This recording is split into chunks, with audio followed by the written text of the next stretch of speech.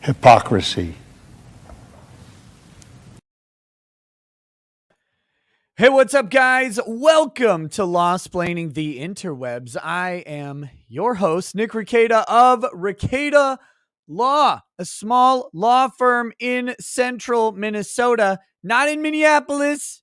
Kurt, one of his many wrong opinions, Kurt, that I'm in Minneapolis, which I would never dare. You can't catch me. Well, you can't catch me alive in Minneapolis. You could probably catch me dead because that's what happens to people who go there. So I've heard 100% fatality rate of being in Minneapolis. Killed immediately by the Utes.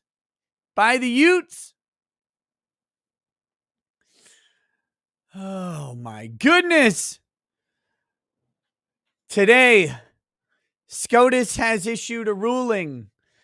It is the ruling that I figured they would give. As I said, just in the past couple days, people have been asking. Don't you lie to me about the sound. I know I'm not muted. You know how I know? Because I checked. You can't fool me, chat. You can't mess with this.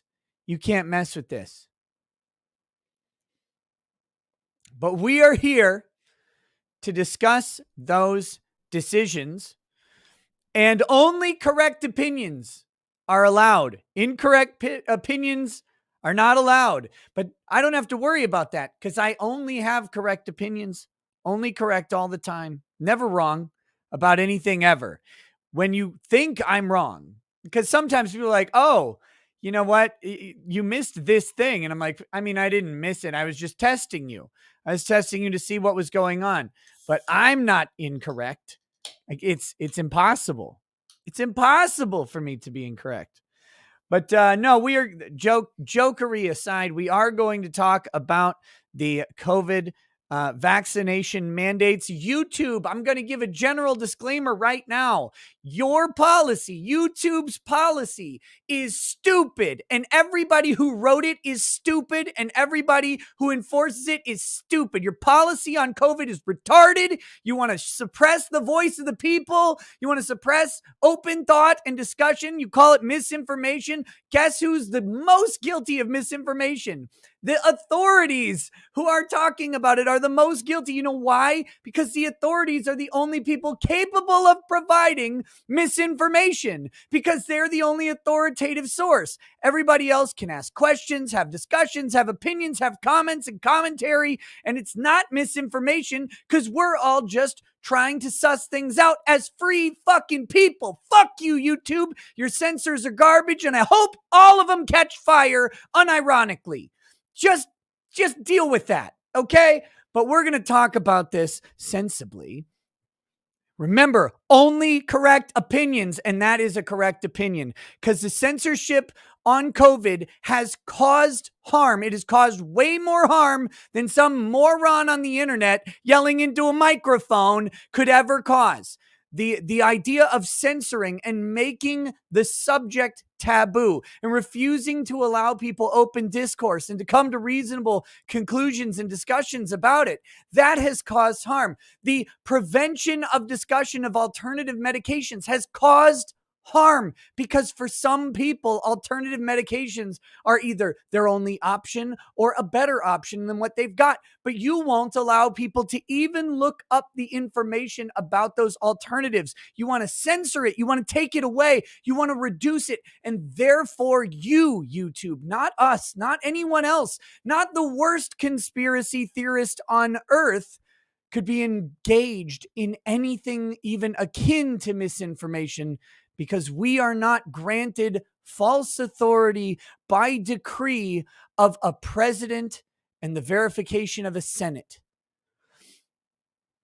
That is an appeal to authority fallacy. It is not valid. It is not open discourse. It is not proper discourse. It is not recognized as appropriate. It is not recognized by anybody who is a serious thinker, scholar, discusser, or even just general asshole as a valid means of argument, because all it says is this person is right because someone else said they must be right on a subject that they were not appointed to actually talk about, because the subject didn't exist at the time they were appointed. And remember, they were appointed, may as well have been anointed as a religious godhead of the state. Anthony Fauci, praise his name, the wisest of wisdom, the penultimate of patrons. Anthony Fauci, who bestows knowledge upon us from on high, lauded by publications, eager to soak up government respect, dollars, favor, access. Sexiest man of the year, Anthony Fauci. Given authority, not earned, not because his arguments or opinions are correct. In fact, many people who would suggest that they're wrong. One of the people who would suggest that Fauci's arguments are wrong are Fauci's, because they're different today than they were. And not because he's learned more. But anyway, maybe we shouldn't talk about this too much, because the beatific gods of science might turn to vengeful, malicious, petty gods of ancient civilizations. Maybe they'll strike me down with an Omicron variant, right? I'll just, guys, I have to go. I got the coof. I gotta go. Inject me now. I sound like Jack Murphy. Put my legs up and inject me. Where were we?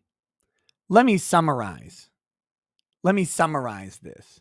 YouTube, your censorship is causing harm. It is causing active harm in our society. It is causing discord. It is causing people who believe blindly in government authority, in corporate authority, to distrust and to hate their neighbors, their family, their friends. You made Thanksgiving uncomfortable. You made Christmas hard. You make coming home from work an area of discord in a home that was otherwise peaceful, because you have determined that some people are right by appointment, and therefore the people who disagree with them are cast out, are the lepers, the modern leprosy of society. Go away. You are not allowed here anymore unless you are jabbed, unless you are masked, and unless you proselytize. You have 3 requirements: comply with the mask, comply with the jab, and then go forth and convert and proselytize the masses to comply as well. For those who will not comply, for those who will just ask questions, must be ostracized and removed from society. They can't come to our restaurants. They can't come to our stores. We'll put the proof on a card. We'll give them a card. Might as well sew it onto their clothing, right? Just stitch it onto their clothes so that they can't get away from the card. Bring the card with you. You want to eat? Bring the card. You want groceries? Bring the card. You want gas? Bring the card. You want to go to a park? Bring the card. You want to vote? Bring your card. Not that one, though. Not that other one. Just this one. You might cough on someone in line.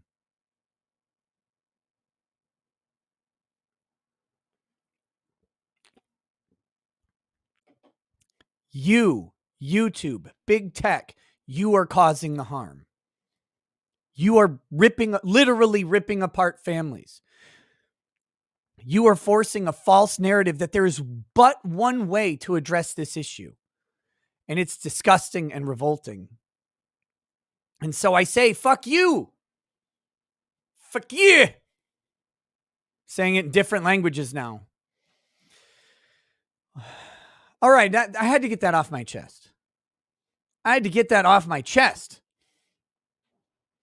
Now, like a lesbian in Wisconsin I've gotten that off my chest. My tits are out, and I'm getting in the pool to cool down and talk about the Supreme Court vaccine mandate decisions. Came out today. There are two of them.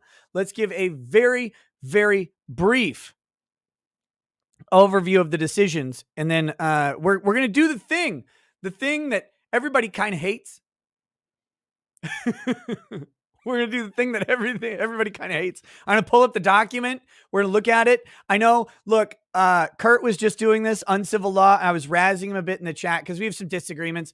Everybody should know very, very quickly, Kurt is a very, very smart guy. I like him very much. And a disagreement with an opinion that he might have about a small piece of this opinion, because he overall, I think, agrees relatively. He's probably very close to where I am on the overall outcomes. I might be a little bit more based and red-pilled or whatever than him, but generally speaking, mostly we agree on a lot of the things. There's just some small places of disagreement, and know that I have nothing but respect for Kurt and like him very much. And so my hyperbolic discussion or super chats that I sent to him were all meant in jest and good fun. Of course. Disagreement is part of life, unless you're YouTube, in which you don't have to allow disagreement at all. You just gone Thanos. YouTube.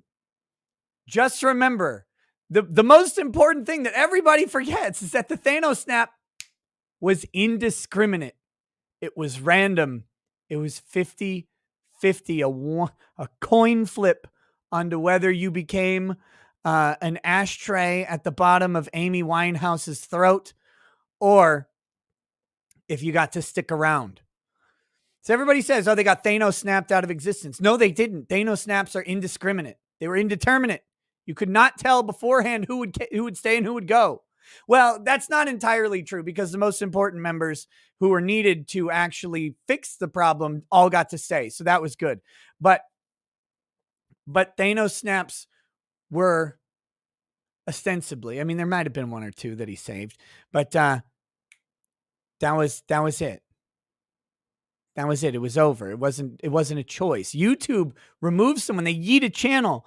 It's a yeet. It's not a snap, because they grab it and it's gone. It's not an accident.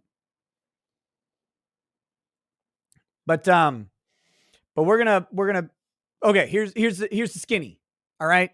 And people asked what was gonna happen, what I thought was gonna happen. I said, well, here's what's probably gonna happen, and it kind of did happen. So the OSHA mandate gone. Not Thanos snapped, right? It's gone. Poof. Get out. Rejected, denied, enjoined, stayed. OSHA mandate is gone. Does this matter for those workplaces? For most of them, probably no. They're probably still going to implement the policy. Most of them, I would suggest, because they wanted it. They wanted the government to do it, because it would give them cover as employers, give them an excuse to go to their employees and say, hey, well, you know what? We got to comply. But now that they've already gotten compliance going in, they've already gotten this thing, they've already sort of acclimated their workers to this, a lot of them are going to keep it. Some, good employers will be out there who go ahead and say, oh, good, F this. What a waste. But the OSHA mandate's gone. That does not prevent workplaces from implementing these things on their own. That's very, very important. At-will employment states, they can do, if you're an at-will employee and your employer's at-will or whatever, they can go ahead and do this to you. If you have a contract, depending on what the contract says, they may be able to do this to you. If you're under a collective bargaining agreement, then you're probably, you may not be a communist, but you're in communism. So I would suggest that you're at the whimsy of your union, and that's where you live your life. You don't need me to tell you about that. You don't need me to tell you about the whimsy of the union and how those seas and tides can change. So we're not going to talk about that too much. Okay. So the next bit that we've got here, the Medicare Medicaid facility mandate upheld by the Supreme Court. upheld by the Supreme Court. Now, I, of course, disagree with upholding this mandate. I think it's completely pointless. However, I did suggest that it would probably be upheld because it's more limited in scope. It's more proximate to the idea of COVID, and it is more in line with the idea that we would want to protect sick people. I don't think it actually does that. So I, having only correct opinions, still oppose this mandate. I don't think it's within the government's authority to do so. However, I'm merely pointing out that the Supreme Court has decided that it is within the government's ability to do that. So we will go through this and we will talk about all of this as best we can. Okay?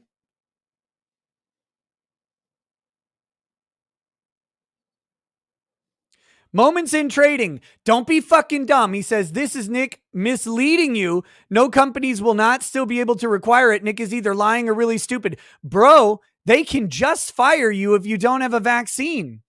They've been doing it. They didn't need the government. Many companies implemented this policy prior to the OSHA mandate going into effect. What the hell do you think? You think people are winning that? You think people are winning the private decisions of private employers to mandate a vaccine? I mean, show me the cases. Yeah, I'm not lying to you. Private companies have broad leeway to do stuff like this and have been doing it for quite some time.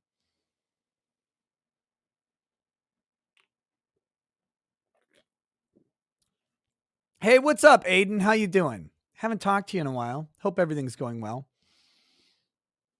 Only correct opinions on this stream. That's what we're doing today. All right, we do have some super chats. We're going to hit right away. I don't know how long this is going to go.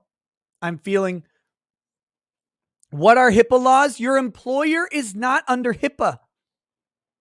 So many people don't realize this. HIPAA does not apply to your employer asking you your vaccine status. That's not HIPAA at all, because the provider of the health information is you, and you're not bound by HIPAA.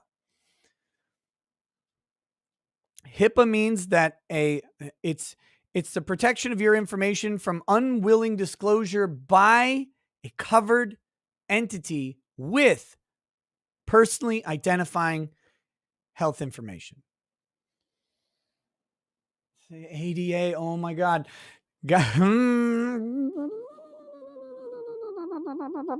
What disability do you have? Oh, I'm telling you, okay. We're not going to talk about it. We're going to go ahead and go into the Supreme Court stuff in just a minute. No news on contractors, though. The contractor case is not before the Supreme Court. The contractor case is not before the Supreme Court, and therefore there is not news on it. I'm not sure that contractor mandate ever officially made it out. I know they talked about it, but OSHA was the one that promulgated rules on employees in the workplace, which would have covered federal contractors. What the contractor thing came from Joe Biden. Come on, who am I? It was from his speech where he suggested that all federal contractors, from independent contractors through employment level contractors that were larger in scope, would be under a vaccine mandate as well. But yeah, if that came about, I think it got a halt on that. But that's not from today. That would have been from a different day. But let's do the early super chats here, and then we will get into that decision. Like I'm not sure how long we're going to go today. We will be going back to stream tonight. If you're a daytime person and you're not aware of the nighttime show, 11 p.m. Central Time, there will be some sort of show about some sort of topic, possibly involving an alleged cannibal. I don't know. Maybe with lesbians on tractors, because that's a Wisconsin thing, I guess. Just riding around, old boobies in the breeze. I do need to read this one super chat from last night. Well, we don't know if it's going to be a Vic topic until 9:30 p.m. 9:30 p.m. is when the Vic decision potential manifests. 9:30 p.m. Central. Prior to that, there's no way to know. There's no indication. Every Thursday for the past 2 years, every Thursday. Well, since not for the full 2 years, but for a year now, every Thursday at 9:30 p.m. is the potential manifestation of Vic news. So,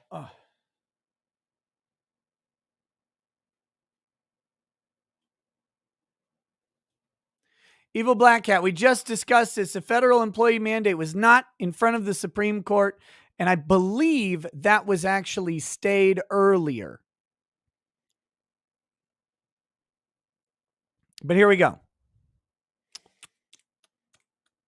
Pastor Flash says, oh, wait, no, this is from yesterday. Chris Webb said, BS, you ain't Job. AA might not be a bad thing.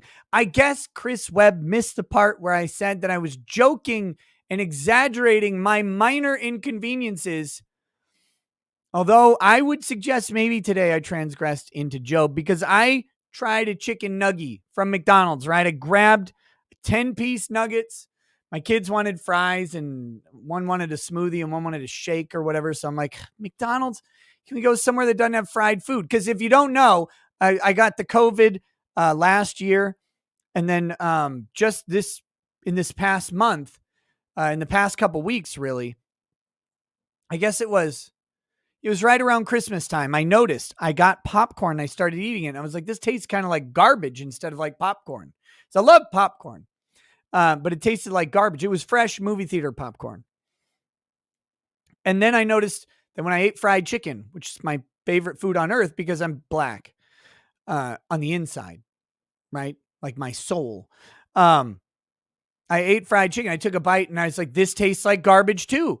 And I thought maybe it was just the bad one, like a bad batch of chicken. Then I went somewhere else and got chicken and it tasted the same kind of trash. Then I noticed all fried food now tastes bad to me. I hear it's temporary. I hope so, because it's really sucks. But so I tried a chicken nugget today, because I was like, oh, I got to eat something. I took one. I almost vomited from one bite. I almost vomited, and it was awful. I threw the other piece out the window. I'm driving down the road. My kids are like, what's wrong? I'm like, nothing is wrong. I couldn't even eat a chicken nugget. It was gross. It was so disgusting. And not like in the good way that McDonald's nuggets are actually gross, right? Like, because you eat them and you're like, oh God, it's like processed meat. It doesn't taste like anything, but for some reason your body will keep wanting it if you eat more than one. Nope. Rejected immediately. But yeah, so that sucks. But so I was mentioning that since I turned 40, or as I get older, not really since I turned 40, that my life in some ways is getting great and in other ways is getting progressively worse. Like I used to run.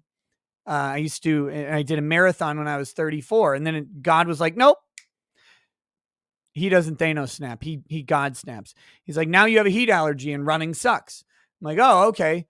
That's cool. And then I used to eat ice cream like every night because I love ice cream. Mint chocolate chip. Add some Reese's peanut butter cups and milk and some pecans. Oh, whew. Oh, Lordy. And then I got lactose intolerance. So I can't do that.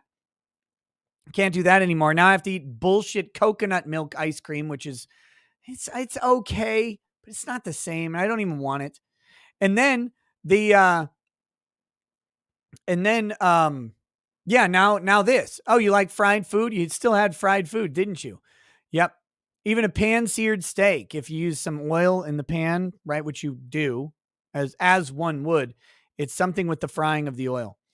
Okay, so I was comparing myself to Job as a joke, and this person took it seriously. You ain't Job. Damn. Pastor Flash says, wrong, Nikki. Kurt has the only true and correct answer. Wrong. No. Look, I met Kurt's. I know a lot of nice Kurt's. Very good Kurt's out there. Some of them are very good people. Not a banned account says, can workplaces still mandate the COVID vaccine? Yes, depending on the state and the working agreement they have with their employees. But yes, if so, are they liable? Look, everybody's liable until they aren't.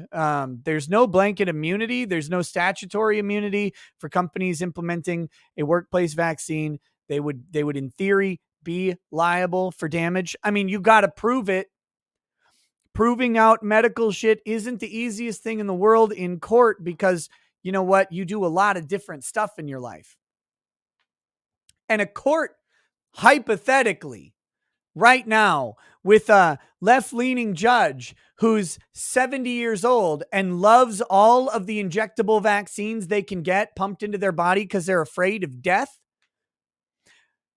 might a judge in that position, hypothetically, might not be amenable to your argument that something that your workplace forced you to put into your body to fight off a pandemic or whatever in their minds, that caused your harm. They might not believe you. They might say, oh no, it's your diet or your exercise or lack thereof. They might say that, sorry, sometimes bad shit just happens. Or they might say, oh, there could be a genetic marker or something that made you more likely to get this outcome, right? So hypothetically, you go in, you get your forced jab, and then you develop myocarditis. And they go, yeah, well, some people just develop myocarditis. That's why we had a word for it before this thing happened. That's a very real possibility. Now, could you hold the company liable? You can try, but you just might have a judge who's opposed to you, and it just might not work out for you. And it really is going to be hard to prove any of that. Like if you take any other medications that have a possible side effect of heart conditions, you might say, oh, yeah, but can we really determine it's from this? I mean, the CDC says it doesn't happen. I'm with you, by the way. Only correct opinions. I'm just telling you what an old ass judge might do, because if you haven't noticed yet, the old judges, just the average age of some of these judges is off the chart, but these old judges, they're afraid of dying, right? We had the woman in Albert Lee, Minnesota. She had a restaurant. She opened a restaurant in violation of the lockdown orders way early in the pandemic. She was convicted of violating the order. The prosecutor, even the soulless prosecutor, recommended a 9-day jail sentence. 9 days, which to me is 9 days too many. She should be given a medal. But a 9-day jail sentence. Judge gave her 90 days while screaming at her that she put the entire population at risk, that she was responsible for death. 90 days. This judge is terrified of dying.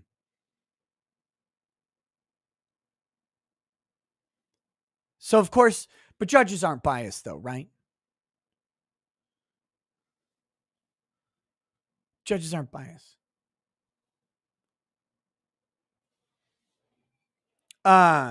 So, yes, the short answer is, could they can be liable. They can be liable. But holding them liable in our court system might be difficult.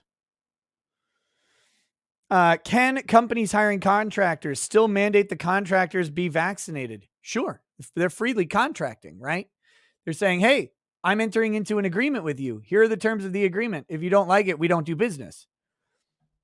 And that is largely that's a good thing to protect as a principle. Now, on this issue, I may disagree, but as a principle, the idea that you have the freedom to contract with who you want is, that's something that's good. mean, unless you're a cake baker, right? Unless you're a cake baker, then you don't have any freedom to contract with who you want. Sorry, I screwed up my mic stand. 1 second. My mic arm.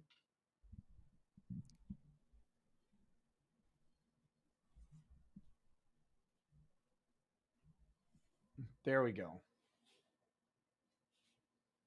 I was pulling on the mic cord in a weird way because I turned it too far. We went full circle. Okay. The Kenosha Kid says, sounds good, Rackets. Hey, thank you. Norn Iron John says, did you see Joe losing his mind saying it matters who counts the votes? This nut is an authoritarian and must be removed. Okay, so I heard about it. I heard about his speech. Maybe we'll watch it after we do some of this COVID stuff, right? The Vax, the mandate SCOTUS stuff. Because I wanted to see what Biden said.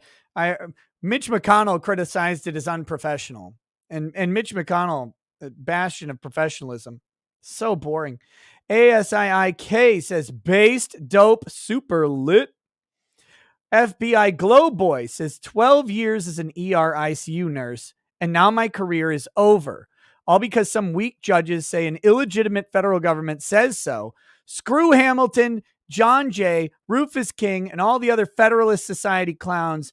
Do you see any legal outs for me moving forward?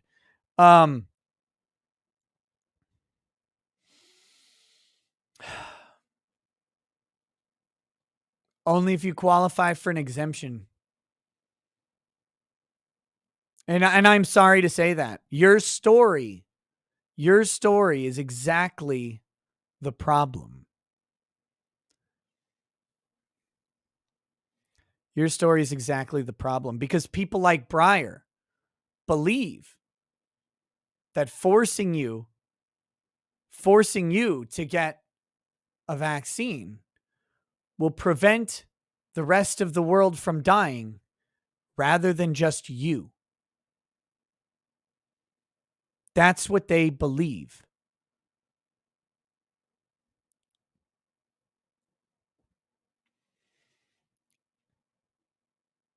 And we can't even talk about that potentially being wrong, because if we do, we will be removed from the ability to talk.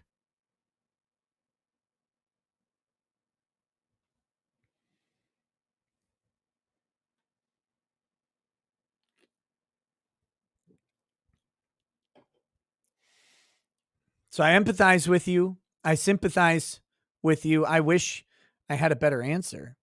I mean, you can fight, but the Supreme Court has spoken that the mandate on the healthcare field is valid. Spencer Mosher says next move is no jab, no insurance, or higher rates. Yep. Yeah. Oh, yeah. Yep. Well, the next move is also to move it down to individual state levels. Because we have Jacobson. Everybody loves Jacobson. By the way, let's get this out of the way right now, okay? If the option were Jacobson, I would take it. 10 times out of 10. Give me Jacobson, because Jacobson, while not perfect, lets me buy my liberty for $5. For $5. If you don't know what I'm talking about, Jacobson is the Supreme Court decision. Jacobson versus Massachusetts. They implemented one of the first statewide vaccine mandates, the only statewide vaccine mandate for smallpox back in the early 1900s. I think it was back in the aughts. When people unironically said aught.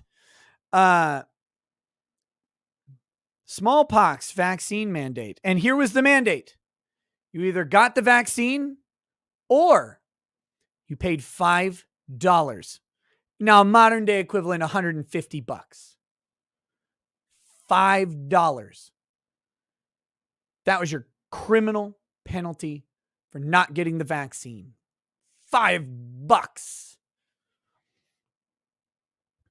There was no mechanism in the statute to force you to get a vaccine. There was no vaccine passport. There was no ban on unvaccinated peoples from matriculating into society. Just $5. Now, Jacobson was upheld as a valid law. Jacobson himself paid his $5. He paid his fine. Don't think he ever got vaccinated. And again, this is the state level. This is not federal.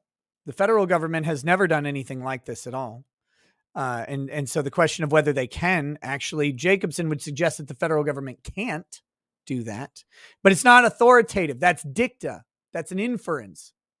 Hasn't actually been tested. Whether Congress could do this to the whole nation, possibly they could. Terrifying. But again, if it's honestly $150, and I don't have to do it. Doesn't affect me. I just pay my $150, my fine, and I'm done, because you can't prosecute me for it again. You already prosecuted me for not getting it. So, okay. Sign me up. Sign me up. I'll pay my $150. I mean, justice would be zero, right? Because liberty actually matters. Freedom is supposed to be real. It's supposed to be a real thing where I get to choose what goes into my body, like what medicine I take. I get to choose that, but we're kind of long past that, right? Because if you want medicine, you have to go to a doctor now, and doctors have forgotten that they're a fucking store, and so they have these ideas and restrictions, and and some government tracking along, right? Like, you have the freedom to take whatever medicine you want. The government can't get between you and your doctor. Do you want some Sudafed though? Well, okay. You can get your Sudafed, but we got to put you on a list. We got to put you on a list because you might want too much. You want too much Sudafed. Thank God we have this list. Government lists are great. Great. Well, I mean, we call it a controlled substance. I mean, I know it's for your anxiety or whatever, but it was controlled though. And so, then you got to go on a list. You got to go on a list too. I mean, you could, but you have total freedom, guys. Just like women who want to abort their babies. They don't go on a list though. You can't put them on a list. That's actually very illegal. It's very illegal. It's an affront to liberty to put a woman who wants to abort a baby on a list. But it's very not an affront to liberty to put you on a list because you want a sleep medication. I don't think I'm fired up enough. Let's get some liquor.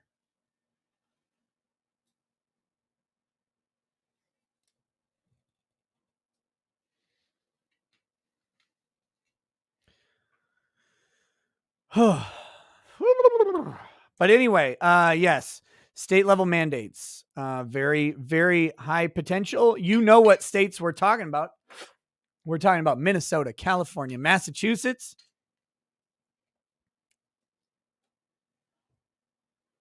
We're talking about New York, New Jersey. We're talking about, Illinois, Colorado.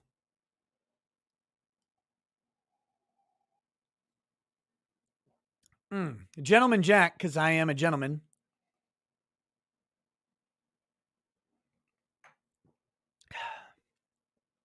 Let's do it. Let's do it. Super Iron Bob says, a part employer not covered by HIPAA, I don't fully get. Why shouldn't the job be considered a medical data storage provider once they've stored the proof? Ha! You've stumbled upon a great question. Of course, the answer is because HHS says so, but it bothers me. You are correct, sir, because government does not operate by logic or reason, but by diktat. By diktat, emphasis on the dick. The government is operating. Have you met a congressman?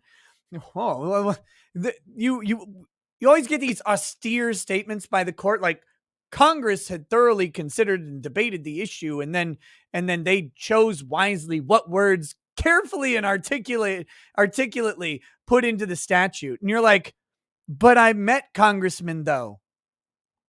They have the same IQ as a racquetball. These people are fucking stupid walking around. The AIDS, literal. The HIVs, the congressional HIVs running around, little interns doing their summer internships. They're the ones writing legislation. Massive organizations like the Federalist Society or like one of Soros's many little shadow things or whatever. They're writing the legislation because these Congress people don't have time. They're very busy sucking lobbyists' cock. They don't have time to vote or to write legislation. The aides bring it to them. They bring them a 1,300-page document. And they're like, yeah, that's right. That's what I wanted. They have no idea. And then the Supreme Court will have the audacity to say that Congress carefully considered the words of the text. Congress did no such thing. No such thing at all. These congressmen aren't doing this shit. If we had a thing where the congressmen all had to read a bill and be familiar with what's in it before they could vote on it, bills would be 5 pages. They wouldn't be 5,000 pages. There's no way. It's not possible. It's not possible when you consider how many news appearances these people are doing, how they're campaigning, they're raising money, they're out there talking to companies, they're going overseas, they're visiting wherever, they're on a speaking tour, they're signing book deals. They don't have time to read the bills.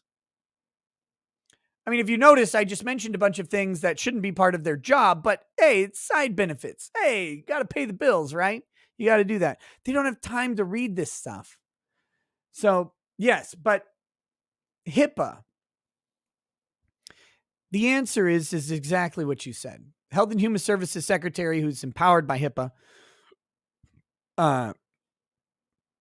doesn't determine them as holders of protected information. But again, the other problem is, even if they are holders of protected information, them asking you for vaccine status wouldn't violate that. Them disclosing your vaccine status to other people might, but it'd have to be like an explicit disclosure, not like, well, you can't come, you got to work remotely or whatever. That implicit, anyway. Yeah. But that's because our government doesn't operate on logic or reason. It operates on words written by morons. Satoshi was a reptiloid, says, for or against a monarchy. I'm only for a monarchy if I am the monarch.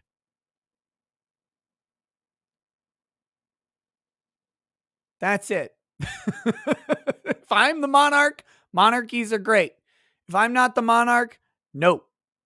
Heavily against.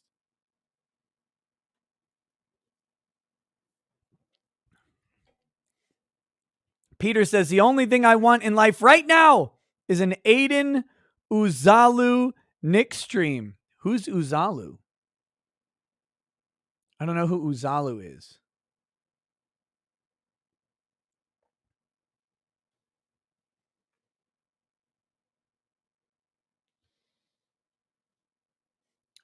Spencer Mosher says, Nick, I'll bet you one Fireball shot. I don't have Fireball around here. I drank it. It's awful.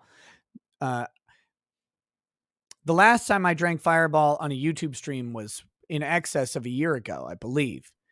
But someone brought me Fireball and I drank it on my local stream the other day, which you can find at recadalaw.locals.com.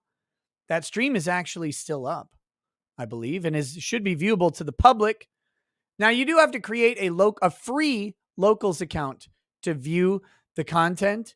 You don't have to pay anything to anybody to view it. But if you want to interact with the content and join the community, that's a whole separate thing. But you can go view it for free, but you do have to make a locals account, which is free to do. But yeah, sorry. I'll bet you one fireball shot that the Biden administration will abuse the healthcare facility ruling to have non-healthcare workers take the jab. Yeah. Or they could just issue another mandate tomorrow. Or they could have OSHA start going business to business, industry to industry. And OSHA can then write up very specific rules that are tailored to specific industries, right? Like they'll say, well, if you're doing, I don't know, if you're a food worker, right? If you work directly with people in delivering food services to them. So not like a backroom Cisco processing plant, but like someone who interacts with the public, who comes in to buy food, a waiter, a waitress, a Subway employee, a McDonald's employee, whatever. They'll regulate it that way because they maybe can under the Supreme Court's ruling today. They just have to do more work. This one was just too broad. Of course, any mandate,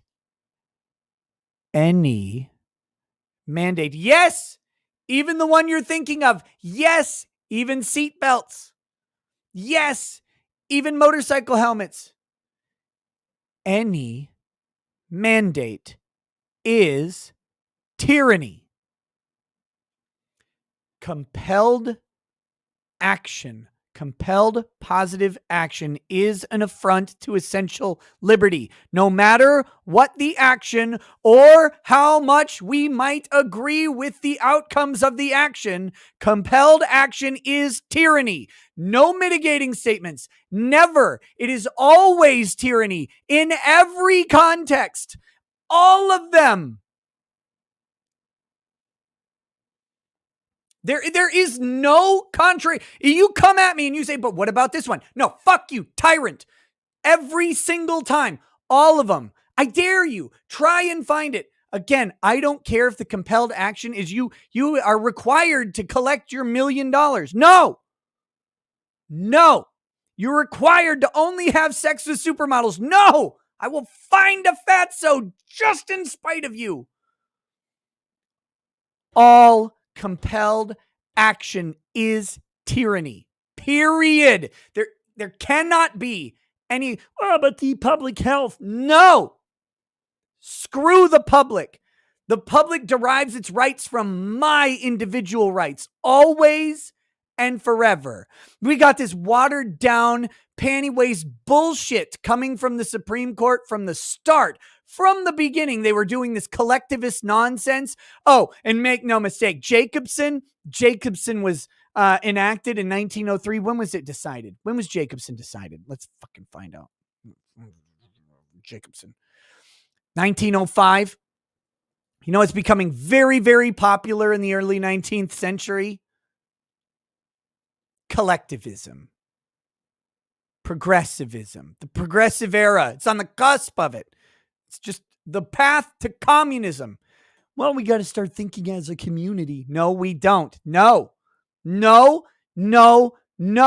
Your rights come from mine. And my right to walk around is not mitigated by your right to not be sick. Because your right to not be sick, stay home. It's not my fault if you leave and get sick. I didn't come to your house. I didn't enter your property. I didn't come and grab you by the collar and go on your face. I should, but I didn't. You don't get to meet me in the public square and then exclude me because you're scared. No. That's collectivist bullshit. You didn't take my collective rights. You took my individual rights. I'm very, very sick of all of these stupid arguments. Well, what about people getting sick? I don't care. I really don't. Look, if you're going to get sick, first of all, you are going to get sick. You're going to get sick. And that's a risk you take. Freedom is risk. Freedom is always risk. If they say there's no risk or less risk, it's not free. There's the hint. It's not free. If there's ever less risk, it's not free. You want less risk jumping out of a plane? Put on a parachute. But I don't want to put on a parachute. Put on your fucking parachute if you're going to jump out of that plane. That's not freedom, baby. Freedom is getting out and jumping out of that plane without a parachute. The outcome might not be so good, but it depends how high off the ground you are, doesn't it? What if you have to put on that parachute jumping out of every plane? Oh, that seems to make sense. Well, until the plane's low flying and slow moving. Maybe you want to jump out into the ocean, like a fun stunt. Oh, sorry, you got to wear a parachute, but that'll restrict me when I hit the water. No, it's going to reduce your risk, but it won't though. And it's not free. Compelled action is always tyranny. Sorry. Next. Oh, I still haven't finished this. Super chat. The follow-up to that was example being workers of an ISP providing services to said facility. Oh yeah, that's probably going to be an expansion. They don't need to do it that way, but yes, probably going to be on the horizon. Satoshi says, have you figured out if it's possible to get a stream from the CWC trial, like someone from Kiwi Farms with a camera or something? Also, base take on the tyranny of motorcycle helmets. I have not figured out if it's possible yet. I know a Virginia lawyer. I'll reach out to them and see if they have any ideas.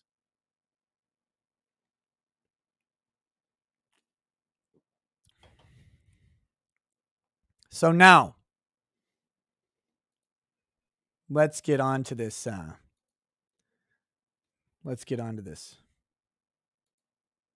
Decision.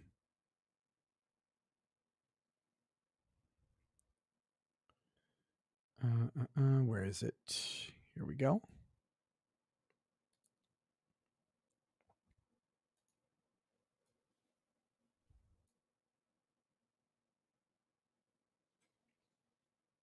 El Gonzo 1000 says, I compel you to breathe, then I will hold my breath.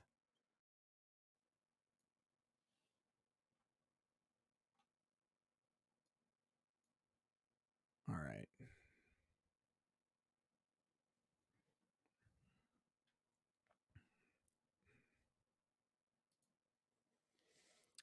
Bravo Crunchy says, wife had Rona over Thanksgiving. I was forced to stay home and didn't get sick. Week after Christmas, my dad and I both got it. Wife was forced to stay home even though she had it a month earlier. Yep. Yeah. It's not logic operating. It's fear. Our country has been run by fear since February, March of 2020. We're coming up on 2 years of fear. Remember what we were talking about? I don't know if you guys were. But I remember this because I'm a nerd. But do you remember just a few short years ago, we in the freedom circles, we freedom loving individuals were talking about how you take control, how you take power is fear. You instill fear because once people are afraid, they make bad decisions. They beg for security. They'll give you anything for security. Several movies discuss this, but they will give up every right that they have. They'll give up their jobs. They'll give up their money. They'll give up their houses, anything for you to keep them safe. What have they done for 2 years? They have put everyone into fear. What's up, lady? We've got cake. Oh. Yeah. And do you have any plans for dinner? Nope. Okay. I'm doing a show. Oh, sorry to just walk in. No, you're okay. Ask mom when she wants to do stuff. Okay.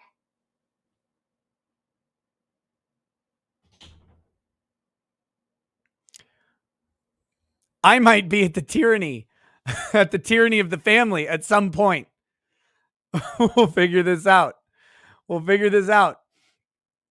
But we've been talking about how you take power, how you get, you don't take it actually.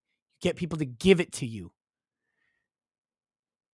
You get people to give you the power, and they will. All you have to do is make them afraid. For 2 years, they've been beating down reasonable people. Now, all of your friends, all of your family who you've gotten along with and love for. Now, some of them are all commies. They always have been. You know that. But the ones who are reasonable, but who are buying into all of this, they're not buying into it because they're suddenly unreasonable. They're buying into it because they've been sledgehammered for 2 years with fear. Fear. They're afraid. And they've been afraid. They're afraid. And let me be very clear on this. Their fear is not entirely selfish. These are people who love you, right? They like you. They're friends with you, or they love you if they're family or whatever. They're afraid for you. They express that concern. It's not a hollow concern. They're not all like brainwashed dolts or whatever. They're afraid for you. That fear is spilling over out of concern. And that's nice. It's a nice thing. But they're still operating from fear. But fear is cleansed by courage. So if it may be your mantle, it may not. It may not be your mantle. And please, I do not ever tell anyone how to act. But there are those of you who are out there who will act with courage as a beacon to those who are afraid. Because the people who stand up, the people who do act in courage, they will be that light, right? They'll be there. You'll say but that person's okay. And eventually the false imposition of fear will lose if there's always someone to stand there. And the danger, of course, is the one person. This is the censorship. These are the mandates. It's the one person who doesn't do it. I think it's Ayn Rand's book. And Rand has her issues, okay? But her book, I believe it's We the Living, is about that one guy. The one guy. They couldn't keep him down. They had to balance society. If you were physically strong, you had to wear weights. You had to wear weights to bring you down to equality with the weak. But this guy was so damn strong. It didn't matter how many weights they put on him. He just got stronger, right? He was always standing up. They couldn't make him stoop. They couldn't hunch him over. It's one person.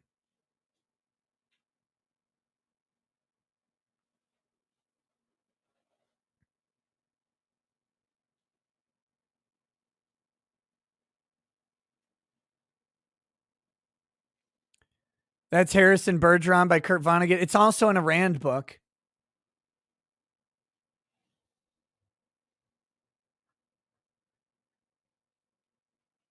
Isn't that in We the Living also? Remember, no wrong opinions. Let's see, We the Living.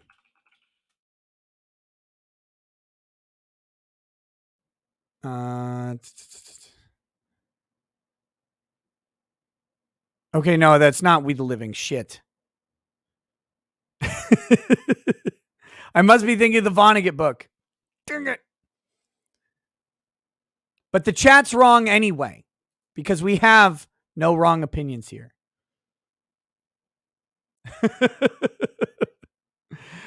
Similar themes in Anthem as well. But you guys get the idea. It's the principle here. It's the principle.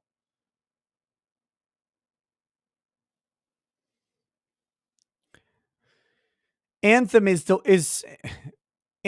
Rand book, where it's not the weights, right? It's not the weights on that one, but it's the guy with the idea. He rediscovers electricity, and he also rediscovers the forbidden words. I me, and mine. I, me, and mine. He names himself. Oh my God.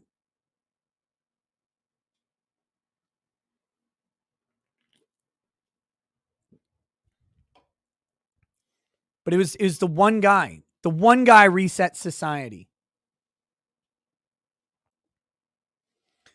Okay, here we go.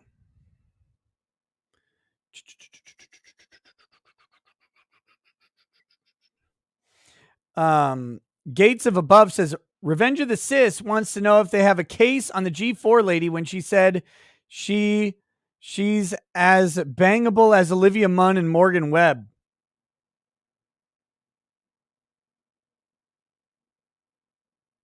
I have a feeling she's not, right?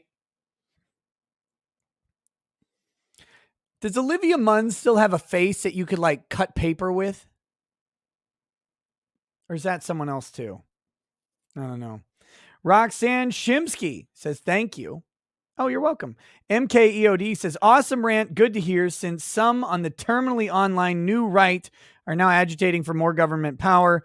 People like Sohrab Amari are now calling for government price controls and restoring blue laws. Oh, God. WG says, Carl Jung, the state, like the church, demands enthusiasm, self-sacrifice, and love. And if religion or presupposes the fear of God, then the dictator state takes good care to provide the necessary terror. Okay.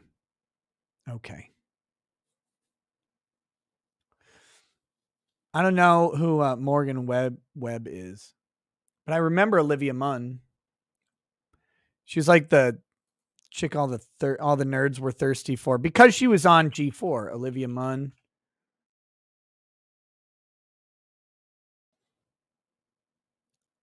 No, she has kind of sharp features, but not as much as I was thinking. There's a different chick. Oh, I'm thinking of Chrissy Teigen, I think.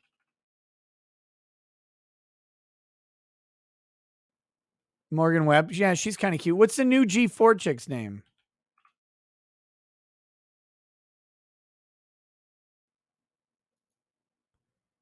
News.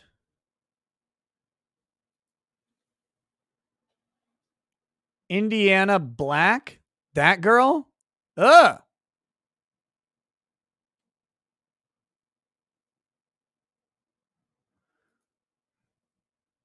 What is this shit?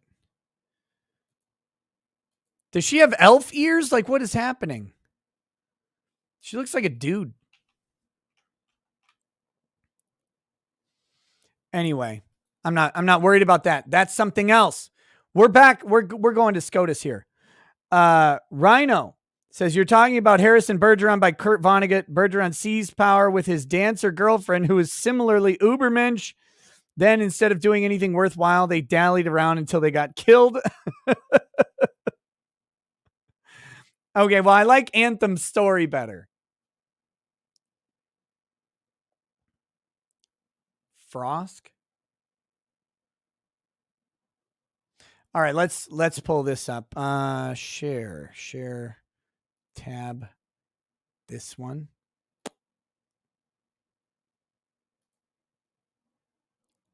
Look at that. Oh, that's beautiful. It's beautiful. We have both of these things on the screen at the same time. These things being me and this opinion. Let's take a gander. Per curiam, Secretary of Labor acting through blah, blah, blah. Here's their stupid summary. The mandate, which employers must enforce, applies to roughly 84 million workers, covering virtually all employers with at least 100 employees. It requires that COVID workers receive the COVID-19 vaccination, and it preempts contrary state laws. The only exception, you are the only exception, is for workers who obtain a medical test each week at their own expense and on their own time, and also wear a mask each workday. OSHA has never before imposed such a mandate, nor has Congress. Indeed, although Congress has enacted significant legislation addressing the COVID-19 pandemic, it has declined to enact any measure similar to what OSHA has promulgated here. Many states, businesses, and nonprofit organizations challenged OSHA's rules in the Court of Appeals, blah, blah, blah. Applicants now seek emergency relief from this court, arguing that the mandate exceeds its statutory authority. Agreeing the applicants are likely to prevail, we grant their application and stay the rule. All right. Congress enacted. So it stayed. We know that. We talked about that earlier. But let's see why it stayed and why they're right. Congress enacted the OSHA. The act created the Occupational Safety and Health Administration. Here's the first problem with all of this is we have an administrative state that was not contemplated by the founders. All this namby-pamby bullshit about, delegated authority. Delegated authority was challenged immediately in the Supreme Court. And they're like, this is a purview of Congress. And the Supreme Court was like, well, Congress can give power to someone else. They can delegate that power and authority. No, wrong decisions. Congress should be making the decisions, not delegating the decisions. You know what happens when Congress delegates? State bloats up bigger than a chick drinking milkshakes. No, thank you. Get out. Go away, you commie Nazi fascists. The state bloats with the administrative state. You know why? Because it's too big for Congress to manage. Well, then we just must help them manage more. Wrong. Manage less. Manage less. Always less. The government shouldn't be bigger. It should be smaller.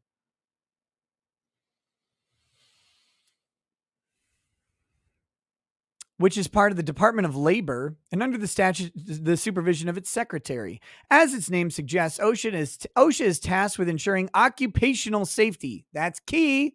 That's why they highlighted it. That is safe and healthful working conditions. It does so by enforcing occupational safety and health standards promulgated by the secretary. Such standards must be reasonably necessary or appropriate to provide safe or healthful employment. They must also be developed using a rigorous process that includes notice, comment, and an opportunity for a public hearing. Even though the notice and opportunity requirement is a mere formality, it does exist. So the first problem we have here is we have to accept that the administrative state does exist despite the fact that it should not. And so everything that comes after this, know that I speak under strict protest because my internal belief manifests in a lack of an administrative state. I do not believe it is valid. I do not believe it was contemplated by the founders. And I do believe that if the administrative state were desirable enough by the American people, that we would have a constitutional amendment permitting it. But we don't. Instead, we have a court who accepted it. So with that, my next words will be said under duress. OSHA exists, and so we must look within the scope of OSHA. The Act contains an exception to those ordinary notice and comment procedures for emergency temporary standards. Such standards may, quote, take immediate effect upon publication in the Federal Register. They are permissible, however, only in the narrowest of circumstances. The secretary must show that employees are exposed to grave danger from exposure to substances or agents determined to be toxic or physically harmful, or from new hazards. Now notice they're going to say substances or agents determined to be toxic or physically harmful applies to viruses, which is probably not what they had in mind when they wrote that. What they're probably thinking of are biochemical agents, acids, caustic bases, corrosive chemicals, those sorts of things. But I guess now we will have viruses included, even though viruses are not a workplace hazard unless you're manufacturing viruses, which they only do that in Wuhan, so that Fauci can deny it.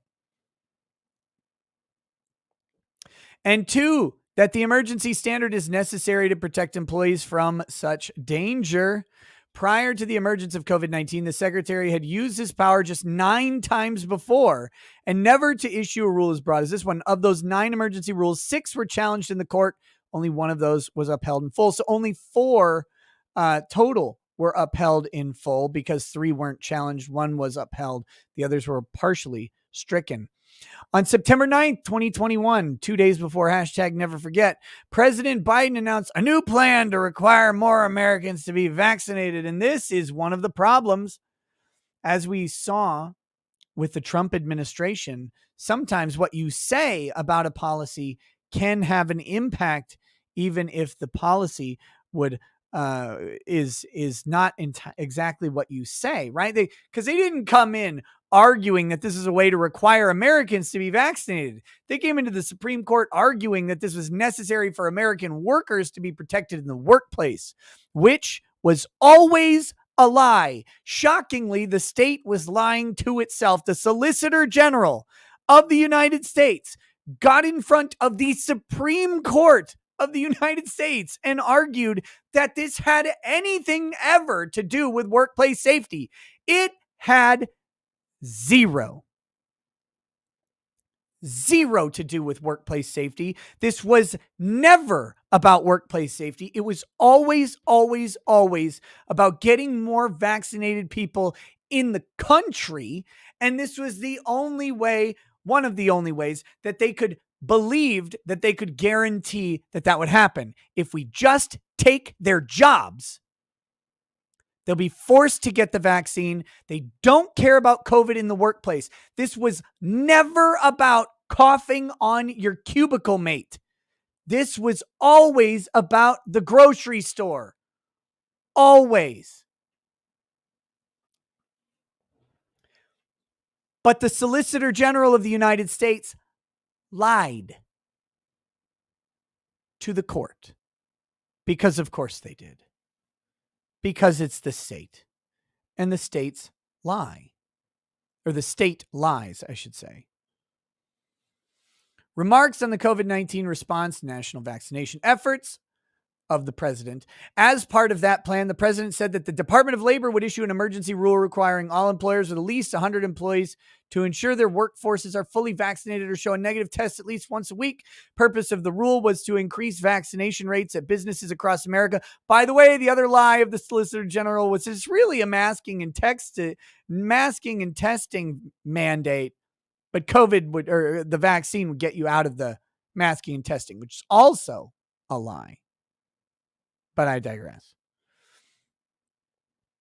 The purpose of the rule was to increase vaccination rates at businesses all across America. In tandem with other planned regulations, the administration's goal was to impose vaccine requirements on about 100 million Americans, 2/3 of all workers. After a 2-month delay, the Secretary of Labor issued the promised emergency standard. Remember, this is an emergency, but it took 2 months.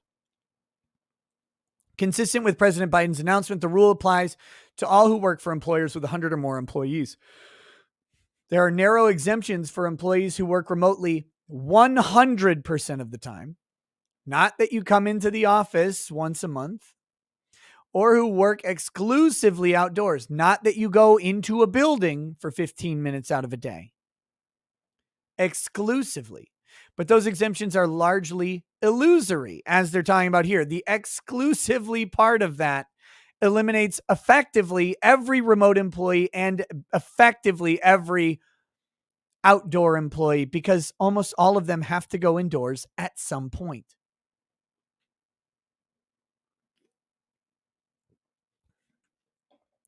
The secretary has estimated, for example, that only 9% of landscapers and groundskeepers qualify as working exclusively outside. And that's just an estimate. The regulation otherwise operates as a blunt instrument. It draws no distinction based on industry or risk of exposure to COVID-19. Here you go. Here's the problem with this. Here's part of the issue. The Supreme Court's like, well, but they could maybe do this, just not like this. Wrong, Supreme Court. Bad. Where's my newspaper?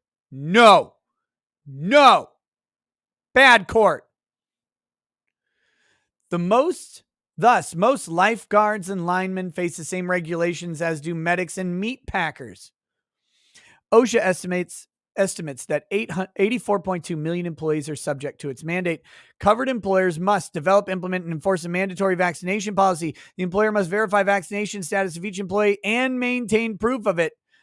The mandate does contain an exception for employers that require unvaccinated workers to undergo weekly testing and wear a face mask covering at work in lieu of vaccination. But employers are not required to offer this option. And it's an exception that's not required, by the way. That's why it was a lie. And the emergency regulation purports to preempt state laws. To the contrary, unvaccinated employees who do not comply with OSHA's rule must be removed from the workplace, and employers who commit violations face hefty fines up to $13,653 for a standard violation, up to $136,532 for a willful violation. OSHA published its vaccine mandate on November 5th, 2021. Scores of parties, including states and businesses, they all wanted it. They all tried to stop it. Fifth Circuit did stop it, but it all got consolidated in the Sixth Circuit. Sixth Circuit said, no, it's good. And they undid the Fifth Circuit stay. That's when they petitioned the Supreme Court. I'm summarizing this because it's really, really boring and has no legal principles that we're interested in here. The Sixth Circuit concluded that the stay of the rule was not justified. We disagree. Applicants are likely to succeed on the merits of their claim that the Secretary lacked authority to impose the mandate. Administrative agencies are creatures of statute. Wrong. Administrative agencies are creatures of the Satan of statehood, the Satan of state power, the Satan, if you will. They accordingly possess only the authority that Congress has provided. The Secretary has ordered 84 million Americans to either obtain a COVID-19 vaccine or undergo weekly medical testing at their own expense. This is no everyday exercise of federal power. It is instead a significant encroachment into the lives and health of a vast number of employees. We expect Congress to speak clearly when authorizing an agency to exercise powers of vast economic and political significance. So they're trying to derive, remember, OSHA's passed years and years ago. COVID wasn't a blip on the radar. There is only one mention of immunizations in the Occupational Safety and Health Act or whatever. There's only one mention of it. And it's only that in no way does the language of this thing get rid of religious objections to immunizations. That's the only mention of the word immunization. It's only in reference that nothing in the OSHA statute gets rid of a religious exemption to an immunization, which means that the employers cannot use something from the OSHA regulatory structure to then get around some sort of religious beliefs. And that's mentioned along with a bunch of other religious beliefs, right? Religious exemptions to all OSHA things are still valid by the nature by the words of the statute.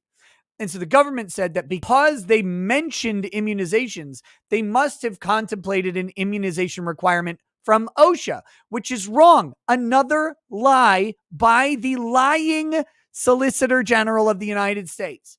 A lie about what the statute said to the court. Because they're tyrants. The statute nowhere suggests that OSHA can do this.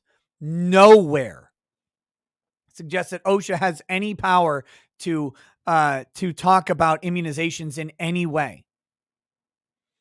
The statute simply says that employers cannot basically borrow language of the statute to get around otherwise protected religious activities. All right. There can be little doubt that OSHA's mandate qualifies as an exercise of such authority, which is vast economic and political significance. The question then is whether the act plainly authorizes the Secretary's mandate. It does not. The act empowers the Secretary to set workplace safety standards, not broad public health measures. See 29 U.S.C. 655B, directing the Secretary to set occupational safety and health standards, authorizing the Secretary to impose emergency temporary standards necessary to protect employees from grave danger in the workplace. These are key words: occupational, employees, in the workplace, workplace-related hazards. This is where I draw a disagreement with Kurt. He says that he doesn't agree with this. He agrees, by the way, that this is beyond the scope of what OSHA can do, and he agrees that it should be stayed, that it should not exist. He disagrees here. He suggests that this is a bad argument. I say wrong. I say this is the only correct argument, because all agency authority being invalid at its core and being antithetical to the delegation of authority to Congress, not for them to delegate further into the administrative state. Because, the problem, of course, is that Congress can't do this. They can't get the votes. You don't have the votes. You don't have the votes. You got to get your vaccine in Congress, and you don't have the votes, right? They never had the votes. They know they didn't have the votes. So why? Because, of course, that's why they're doing it through OSHA. OSHA doesn't need a vote. OSHA just needs a president. So, with that in mind, with the fact that this is the administrative state, which to me is presumptively invalid, then the existence of the administrative state is offensive to me, and therefore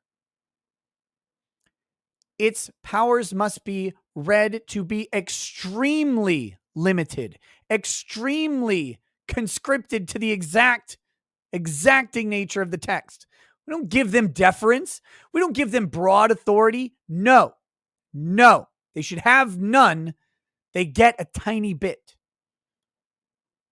And so with that, OSHA is about occupational safety and health in the workplace. So therefore, they need to be mitigating workplace hazards. COVID is not a workplace hazard. COVID is a general hazard. Now, they made the argument that, well, in OSHA, they regulate fires, right? So therefore, fires occur outside of the workplace. Therefore, they're a general hazard that is regulated by OSHA. But that's wrong. Fires are not the fire. COVID is the COVID, right? COVID exists uniformly outside and inside of workplaces. There is no difference between COVID outside of a workplace and inside of a workplace. COVID is just there. Fires are unique. You have electrical fires. You have grease fires. You have gasoline fires. You have ethanol fires. You have different causes of fires. Some's paper. Some is foliage. Some are natural. Some are unnatural. These fires are individual. Fires require individual investigations when they're sufficiently damaging to determine the cause, because guess what? Fires don't have a uniform cause. They don't have a uniform appearance. COVID does. It's an airborne illness. That's it. No matter where you go, there is a COVID risk because airborne illnesses exist. It's like the common cold. It's like the flu. You come into contact with someone, work or not, there you go. But in workplaces, in some particular workplaces, because they work with particularly flammable or hazardous materials, there is an extra and specific hazard. If you work in an ethanol plant, you're more likely to encounter an ethanol fire. If you work with reams of paper sitting at your desk, you're more likely to encounter a paper fire. These are specific to workplaces.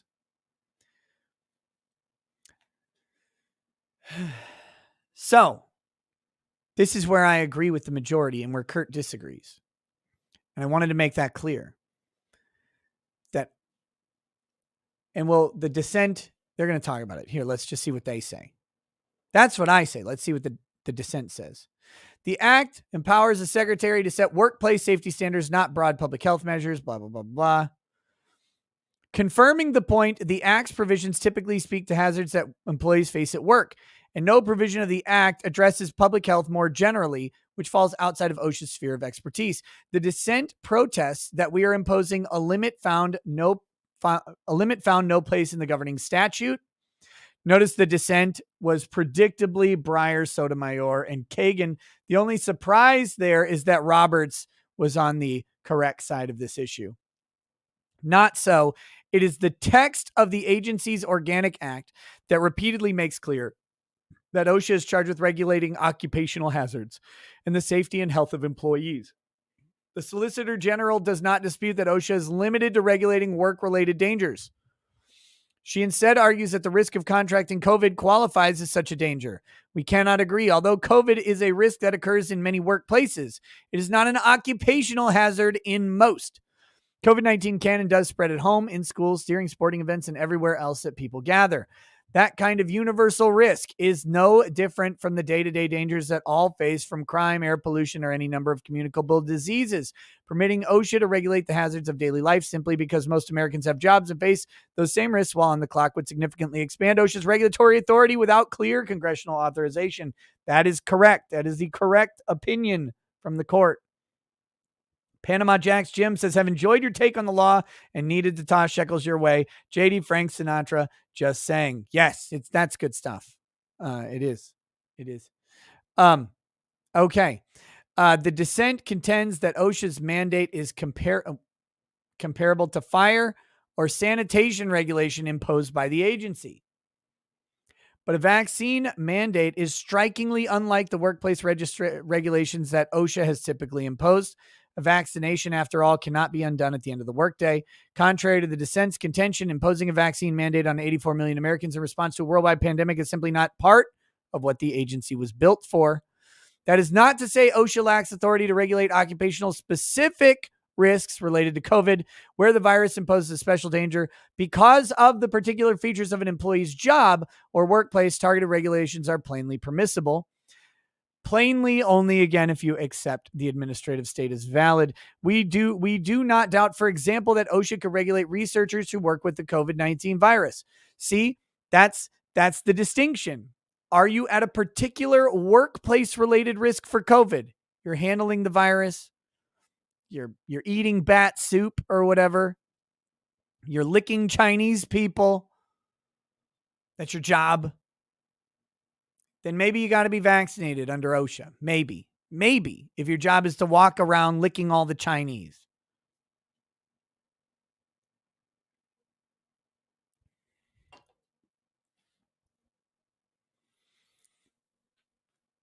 All right. We do not doubt, for example, that, OSHA could regulate researchers who work with the virus. So too could OSHA regulate risks associated with working in particularly crowded or cramped environments. I disagree with this one personally, because that's still general.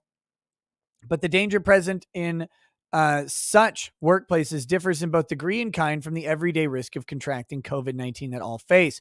OSHA's indiscriminate approach fails to account for this crucial distinction between occupational risk and risk more generally, and accordingly, the mandate takes on a character of a general public health measure rather than an occupational safety or health standard. And of course, that's what it was. They said that's what it was. That's what Joe actually said. Well, we want to get more Americans vaccinated. We'll do it through OSHA. In looking for legislative support for the vaccine mandate, the dissent turns to the American Rescue Plan Act of 2021. That legislation, signed into law on March 11, 2021, of course, said nothing about OSHA's vaccine mandate, which was not announced until 6 months later. In fact, the most noteworthy action concerning the vaccine mandate by either house of Congress has been a majority vote of the Senate disapproving the regulation on December 8th. It is telling that OSHA, in its half-century of existence, has never before adopted a broad public health regulation of this kind, addressing a threat that is untethered in any causal sense from the workplace. Lack of historical precedent, coupled with the breadth of authority that the Secretary now claims, is a telling indication the mandate extends beyond the agency's legitimate reach. The equities do not justify withholding interim relief. We are told by the states and the employers that OSHA's mandates will force them to incur billions of dollars of unrecoverable compliance costs and will cause hundreds of thousands of employees to leave their jobs.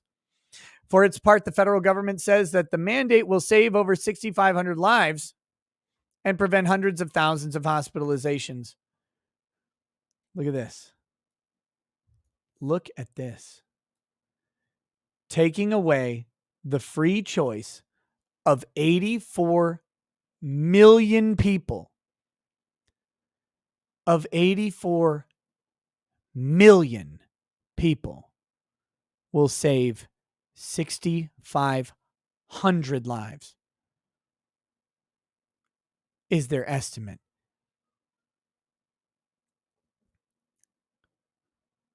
Billions of dollars, and just the liberty of every worker in America to theoretically save 6,500 hypothetical lives. There's no way. This is a fake number. This is a fake number. Of course, you realize, right? Because you could never prove that this saved a life.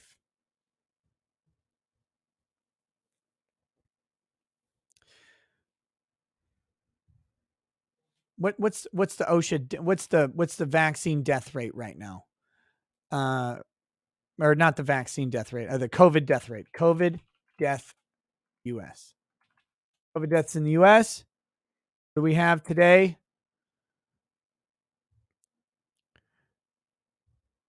2,756 deaths per day right now. 3 days. 3 days. Trade all of your bodily autonomy. Hand it over to the government for 3 days of deaths. Now, I mean, if you're in the 6,500, that's a pretty fucking important 3 days. Don't get me wrong. But we can't. You cannot make decisions like this. You can't make decisions based on this. But here's the thing. And look, I know that 6,500 number is a hypothetical. It's made up. I know it's all based on bullshit. But listen. That's their go-to number. That's the government's number. That's their lie. That's their pitch. If I tell you I'm going to make you $1 million and I make you 100,000, my pitch was $1 million. Who knows you'll never be able to verify it. So it's the easiest pitch in the world. But that's what they chose for the pitch. Not 100,000. You could save 100,000 people. Oh, well, but that's a lot of people. We've had a lot of deaths. It's like almost a ninth of the total deaths so far. Goodness gracious. That's pretty significant. 60, that's what they went with. They can pick any number. They can pick 1 million. They can 2 million. It's all specious. It could never be verified. And they went with 6,500. That's amazing. That's amazing. Tell the American people, by the way, that the vaccine mandate is designed to save 4 figures of people.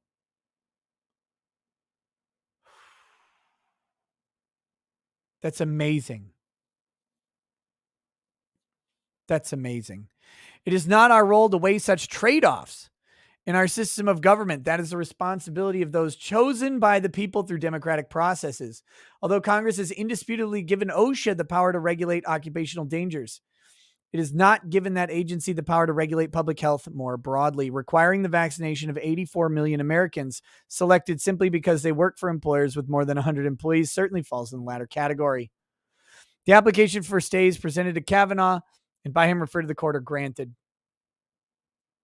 It is so ordered. This is the concurring opinions.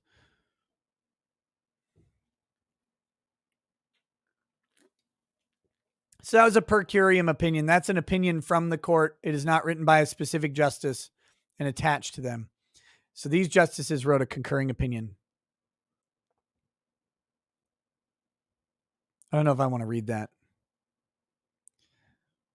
Here's the dissent. 17 of 30. There's a dissent's 13 pages. Yeah.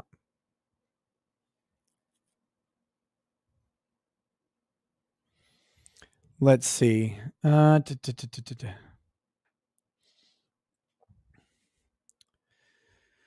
Every day, COVID-19 poses grave dangers to the citizens of this country, and particularly to its workers. Not particularly. That's the amazing thing. In fact, the particular danger is to those in retirement age groups. That's the particular danger. Is very, very unfair to mention, but if we're talking about reality, the at-risk populations are not working age.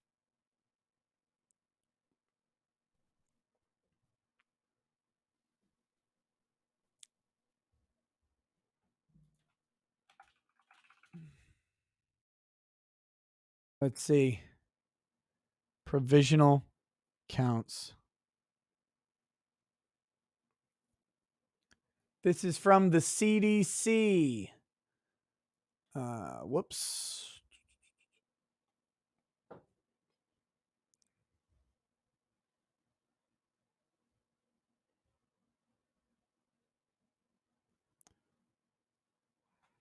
Let's look at the numbers here from the CDC. Very briefly.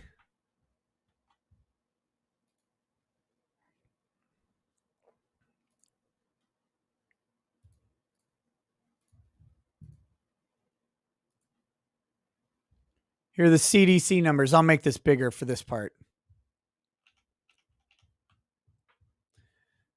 These are all deaths involving COVID-19 from 2020 to 2022. 0 to 17, 710. Now look, before you criticize these numbers, I get it. Irrelevant. The reason it's irrelevant to criticize these numbers is because we're talking in the context of the government using the government's numbers. That's why I'm using the government's numbers. This is their own info, okay? So before you start yelling at me, understand what I'm talking about, all right? We're talking about the government using their own numbers to justify things and them talking about that workers are at particular risk. But look at this. The top category of deaths is 85 and over. Next, of course, being 75 to 84. Next, 65 to 74. And then we get to the working age for part of this is 50 to 64 years old. This is the amount of workers. So, and then we go, as it drops dramatically before that. Dramatic drops. So we get a total of working age people. Working age deaths. We have one, we'll just say that 64 is top working age. Okay. So we'll add that entire category plus 36,305 plus 15,105 plus 5,119. I'm not going to include the 0 to 17 years. So we have 212,627. And now we take, let's see. So now we take 834,954 divided by 212,627. Oh shit, I did that backwards. 212,627 divided by 834,954. 25%. So one quarter of the total deaths are working age. But yet the dissent says that workers are at particular risk.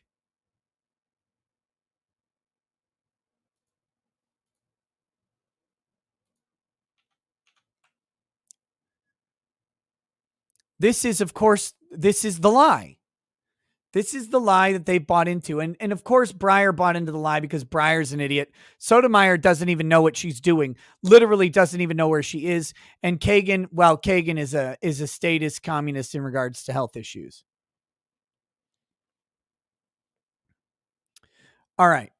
The disease has now killed almost a million Americans. No, actually, we're the working population away from a million Americans. and hospitalized almost 4 million. It spreads by person-to-person contact and is in confined indoor spaces. No, it spreads by person-to-person contact in all spaces. If you're outdoors and you cough some coof germs into my mouth, I'm still likely to get sick. This indoor spaces lie is ridiculous. And the reason the indoor spaces lie exists is so they can justify regulating spaces. This is the misinformation. It comes from government over and over again. And in these environments, and so causes harm in nearly all workplace environments. And in those environments, more than any others, individuals have little control and therefore little capacity to mitigate risk. This is untrue. This is absolutely untrue. Individuals have tons of control. You know what control individuals have? They can go get a vaccine. Oh, whoops. Weird. Did I just mention that individuals have the free choice to go engage in what is supposed to be the primary protective measure? Individuals can wear a mask. Yeah, they can. They just do that. Individuals could work remotely in many places.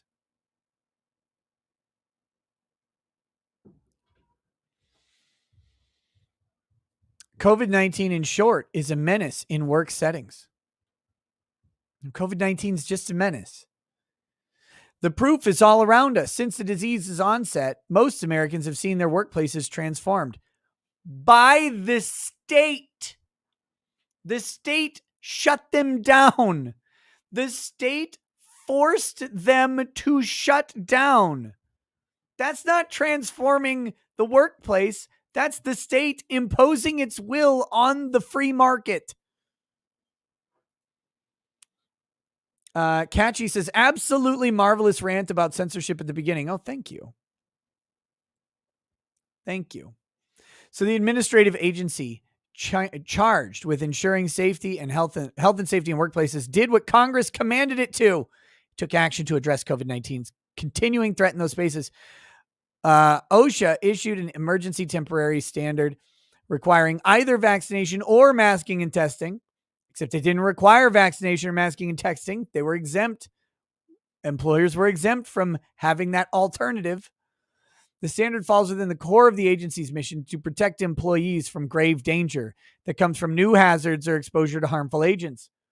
But they're not under a new hazard or exposure to harmful agents because they're at work. They're not. That is not a thing. That's not a real thing. They're in grave danger from being exposed to a general hazard, a generally harmful agent, not through work. They're in danger by waking up.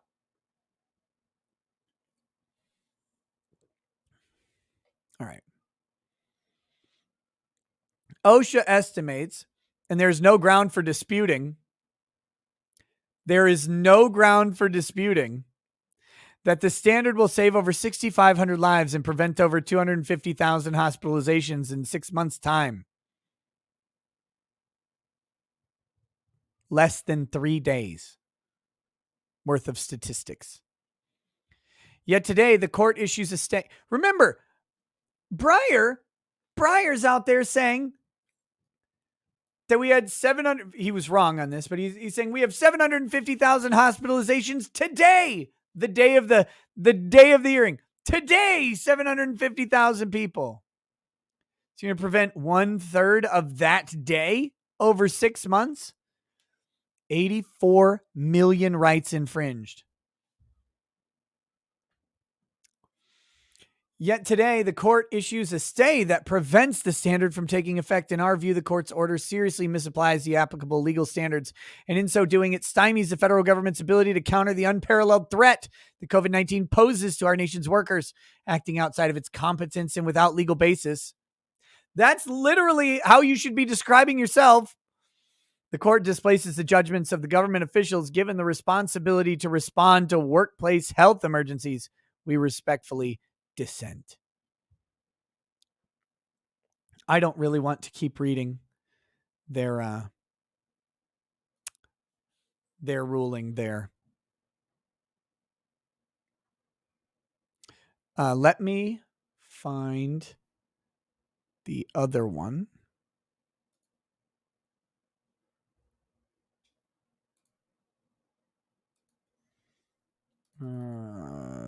SCOTUS.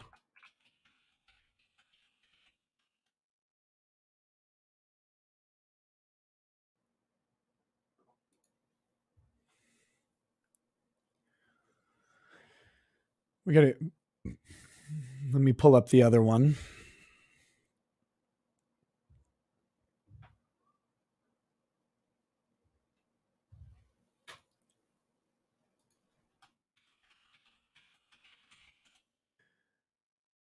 I knew the. Is this it? Yeah.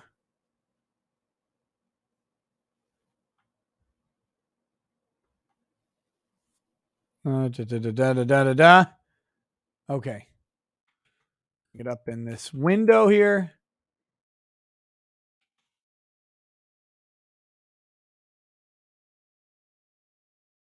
We'll take a quick peek at this ruling as well and get pissed off at that one. Angel of Sin says, my 87-year-old great-grandfather, who is the former owner of my work, shows up to work every day and doesn't get a damn about Lakoof. Nick, you need to find a friend to puppeteer through a presidential election so we can fix the country. You got a friend in me. That'll work.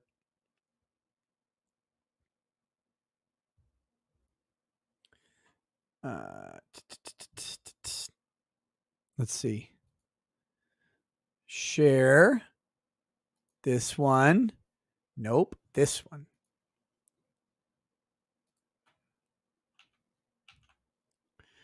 All right, here we go.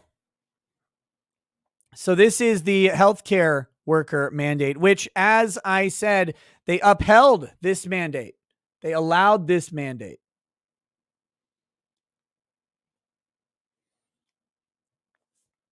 To stay. Secretary of Health and Human Services by the way, if you want to know the turncoats on this one, I believe it was Kavanaugh and Roberts. So this one was 5-4. The other one was 6-3. Secretary of Health and Human Services administers the Medicare and Medicaid programs which provide health insurance for millions of elderly, disabled, and low-income Americans. November 2021, Secretary announced that in order to receive Medicare and Medicaid funding, participating facilities must ensure that their staff, unless exempt for medical or religious reasons, are vaccinated against COVID. 2 district courts enjoined enforcement of the rule, and the government now asks us to stay those injunctions, agreeing that it is entitled to such relief. We grant the application. So government wins on this one. Let me be very clear. Even though I believed that this was how it would go, I firmly, steadfastly disagree. As a brief refresher, all mandates are tyranny. All of them. The Medicare program provides health insurance to individuals 65 and older, as well as those with specific disabilities. The Medicaid program does much the same for those with low incomes. Medicare and Medicaid are administered by the Secretary of Health and Human Services, who has general statutory authority to promulgate regulations as may be necessary for the efficient administration of the functions with which he is charged. One such function, perhaps the most basic, given the department's core mission, is to ensure that the healthcare providers who care for Medicare and Medicaid patients protect their patients' health and safety. Such providers include hospitals, nursing homes, ambulatory surgical centers, hospices, rehabilitation facilities, and more. To that end, Congress authorized the Secretary to promulgate, as a condition of a facility's participation in the programs, such requirements as he finds necessary in the interest of the health and safety of individuals who have furnished services in the institution. Relying on these authorities, the Secretary has established long lists of detailed conditions with which facilities must comply to be able to receive Medicare or Medicaid funds. Such conditions have long included a requirement that certain providers maintain and enforce an infection prevention and control program designed to help prevent the development and transition of communicable diseases and infections. On November 5th, Secretary issued an interim final rule amending the existing conditions of participation in Medicare and Medicaid to add a new requirement. Now, this is part of the reason that they upheld this is because this is a buy-off program, right? This is the government spending your money to enforce and impose its will on someone else. Medicare and Medicaid are a buy-off for the states. They take away state health care burdens. They put them on the shoulders of the federal government through your tax dollars, and they buy access to influence state-level policies. And in this case, healthcare facilities, whether they be state institutions or private institutions. So long as they accept Medicare and Medicaid, and by the way, you remember what happened?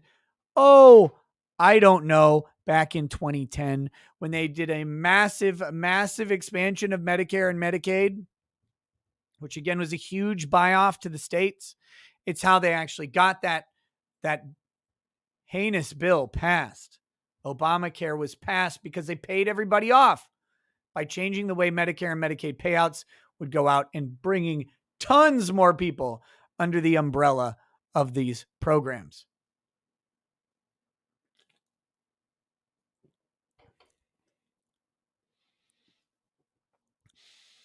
All right.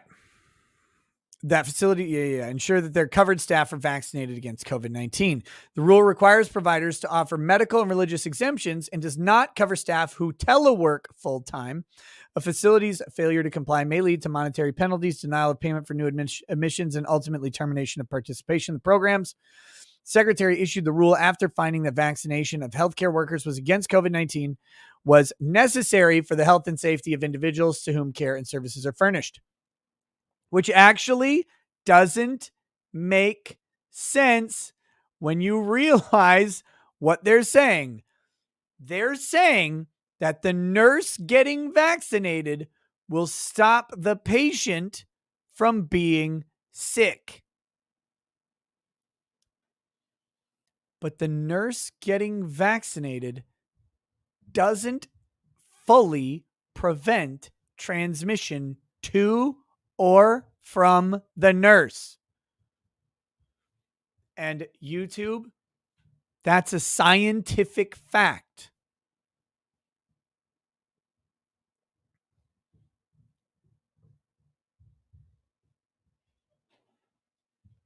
But there are people who believe, including Justice Breyer, that if you take a vaccine, that you cannot carry or transmit the virus.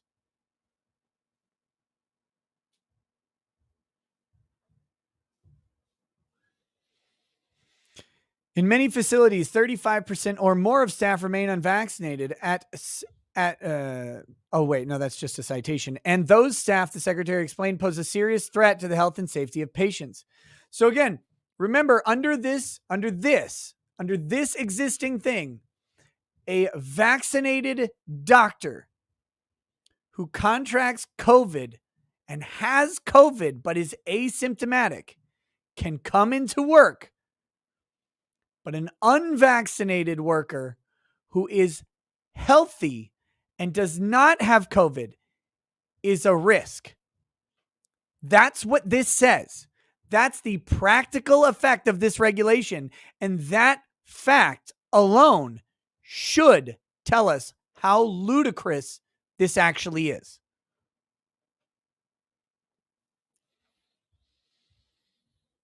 That determination was based on data showing that the COVID-19 virus can spread rapidly amongst healthcare workers and from them to patients, and that such spread is more likely when they are unvaccinated. Oh, really? There's data on that, huh? Not with Omicron, my friend. He also explained that because Medicare and Medicaid patients are often elderly, disabled, or otherwise in poor health, transmission of COVID to such patients is particularly dangerous. In addition to the threat posed by in-facility transmission itself, the secretary also found that fear of exposure to the virus from unvaccinated healthcare staff can lead patients to themselves forgo seeking medically necessary care, creating further risk to patient health and safety. He further noted that staffing shortages caused by COVID-19 related exposure or illness has disrupted patient care. Secretary issued the rule as an interim final rule rather than through the typical notice and comment procedures after finding good cause that it should be made effective immediately. Effective immediately 2 months later than the effective immediately part. That good cause was, in short, the Secretary's belief that any further delay would endanger patient health and safety. Shortly after the rule's announcement, 2 groups of states, blah, blah, blah, procedural foothold. Who cares? We agree the government that the Secretary's rule falls within the authorities that Congress has conferred upon him. So Congress authorized the Secretary to impose conditions, blah, blah, blah. So they say this is, I'm not going to read all this. I'm actually much more interested in the dissent. I'm actually more interested in the dissent, and we're going to check that out in just a second. But they're saying that the Secretary has the ability to do this, that OSHA did not. OSHA did not have this, but the Secretary does. And this is a predictable outcome. This is healthcare.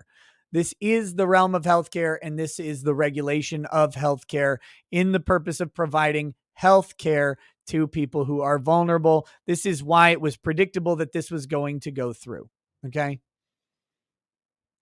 The rule thus fits neatly within the language of the statute, blah, blah, blah.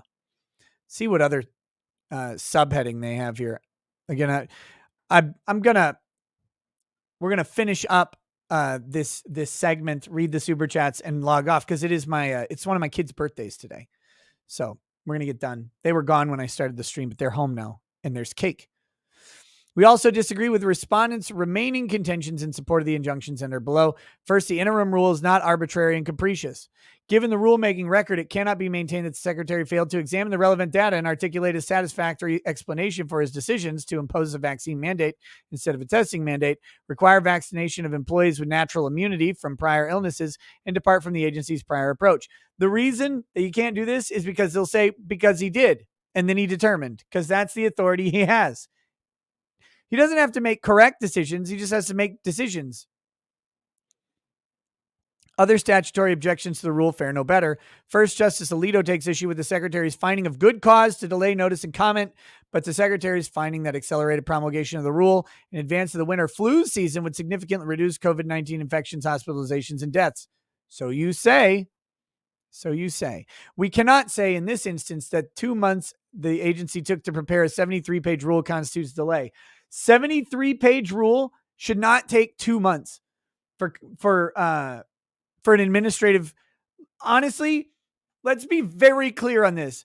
The administrative state is so overbloated, is so ridiculous that a 73-page rule can be done this afternoon, and it's already 6:40 p.m. 73 pages. They say 73 pages as if this is a big deal. On these 2 issues, the court wrote 53 pages, right? 30 pages on the previous one, 23 pages on this one, and they did so in 4 days. So by extension, just going at the same pace, 6 days, they could have 75 pages on this thing. And what we're thinking a 2-month delay is like 73 pages is a lot. Come on now. Second, we agree with the Secretary that he was not required to consult with appropriate state agencies in advance of issuing the interim rule, consistent with the existence of the good cause exception, which was properly invoked here. Consulting during the deferred notice and comment period is permissible. We similarly concur with the Secretary that he needed not prepare a regulatory impact analysis, blah, blah, blah, blah, blah. Challenges posed by global pandemics do not allow a federal agency to exercise power that Congress has not conferred upon it, et cetera, et cetera. Boring, boring, boring. The District Court for the Western District order granting preliminary injunction is stayed pending disposition of the government's appeal in the United States Court of Appeals for the Fifth Circuit. So this is still actually going to go through the Fifth Circuit.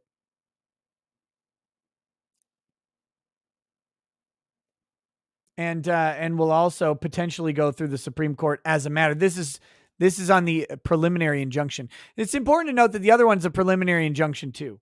Although lots of times these preliminary injunctions or I shouldn't say preliminary because the case is, but these temporary injunctions can become permanent. All right, here we go.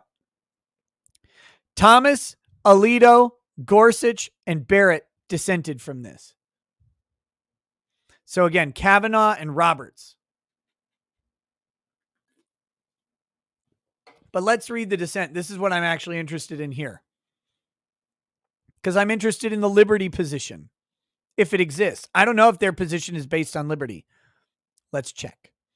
2 months ago, the Department of Health and Human Services, acting through the Centers of Medicare and Medicaid Services, issued an omnibus rule mandating that medical facilities nationwide order their employees, volunteers, contractors, and other workers to receive a COVID-19 vaccine.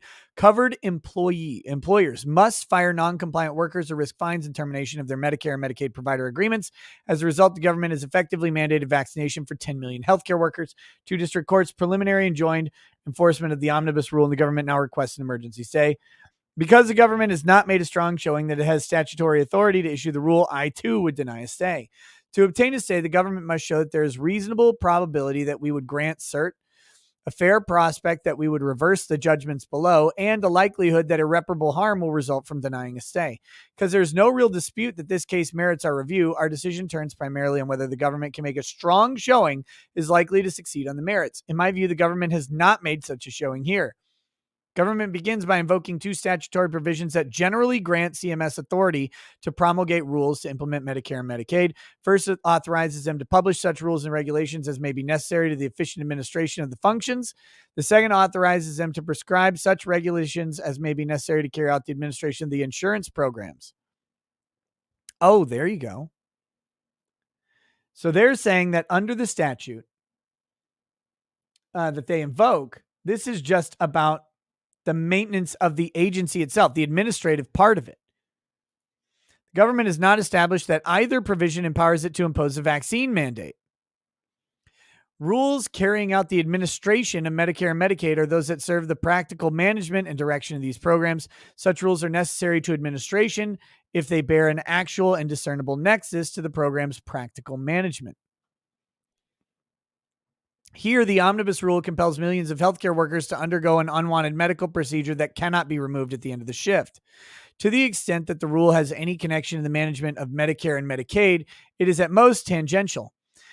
At oral argument, the government largely conceded that these rules alone do not authorize the omnibus rule. Instead, it fell back on a constellation of statutory provisions that each concern one of the 15 types of medical facilities that the rule covers. Several of those provisions contain language indicating that CMS may regulate those facilities in the interest of health and safety. In the government's views, that language authorizes CMS to adopt any requirements that CMS deems necessary to ensure patient health and safety, including a vaccine mandate applicable to all facility types. The majority, too, treats these scattered provisions as a singular and unqualified delegation of the Secretary to adopt health and safety regulations. The government has not made a strong showing that this agglomeration of statutes authorizes any such rule. To start, 5 of the 15 facility-specific statutes do not authorize CMS to impose health and safety regulations at all. These provisions cannot support an argument based on statutory text they lack. Perhaps that is why the government only weakly defends them as a basis for its authority. Next, the government identifies 8 definitional provisions describing, for example, what makes a hospital a hospital. These define covered facilities as those that comply with a variety of conditions, including such other requirements as the Secretary finds necessary in the interest of health and safety. The government similarly invokes a saving clause for health and safety regulations applicable to all-inclusive care programs for the elderly, and a requirement that long-term nursing facilities establish and maintain an infection control program designed to provide a safe and sanitary and comfortable environment to help prevent the development of transmission of disease. Okay, so this is an argument based on the actual statutory authority itself, the language of the text. I'm not going to keep reading this part. I want to see if there's another portion of this.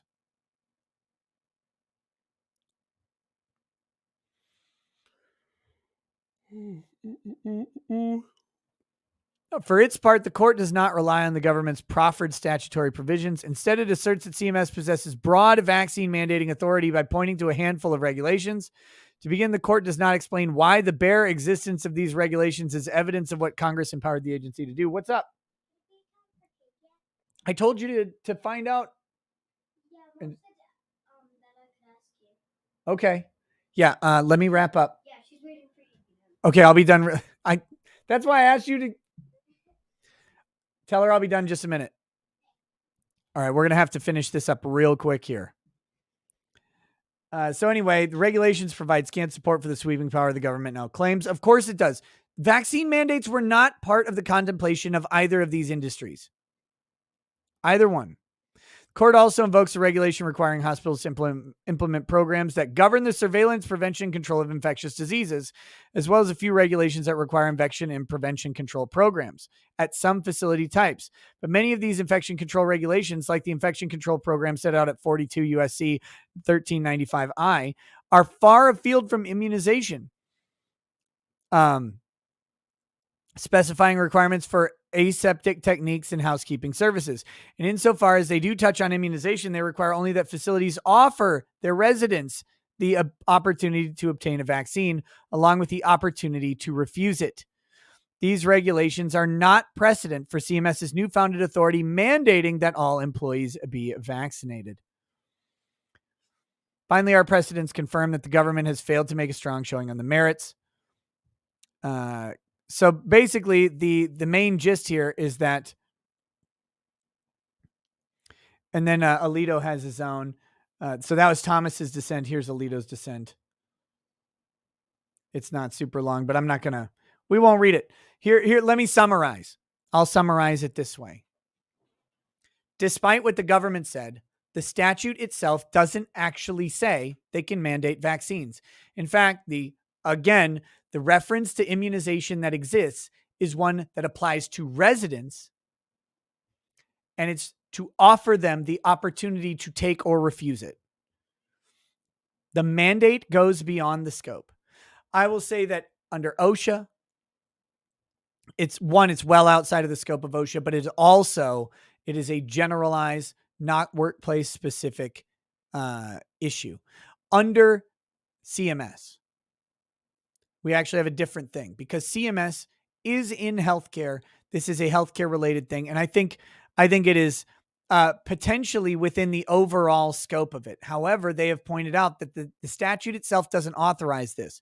And of course it wouldn't. It wasn't contemplated by Congress.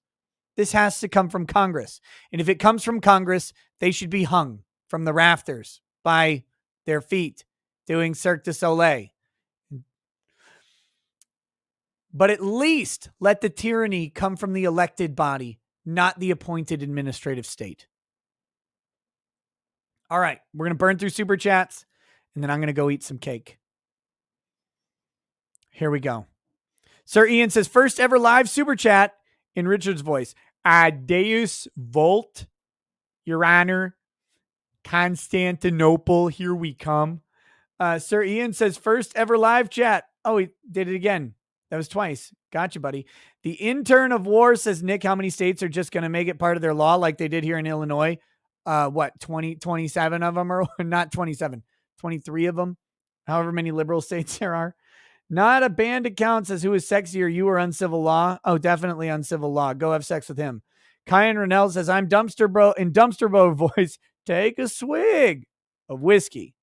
KFG says, SCOTUS failed by deciding against healthcare workers. I agree. Constitution, liberty, freedom, bodily autonomy seriously damaged. Was this the real goal? Yes. Because again, the most sensical thing to protect the people in a Medicare, Medicaid facility is to offer them the opportunity to take a vaccine. That's the most sensible thing. And that already exists. But say, hey, we want to control infections, potential infections amongst our residents and clients. Therefore, we will offer our residents and clients the opportunity to have a vaccine or to have other prophylactic solutions to COVID. That's the answer. It's a simple answer.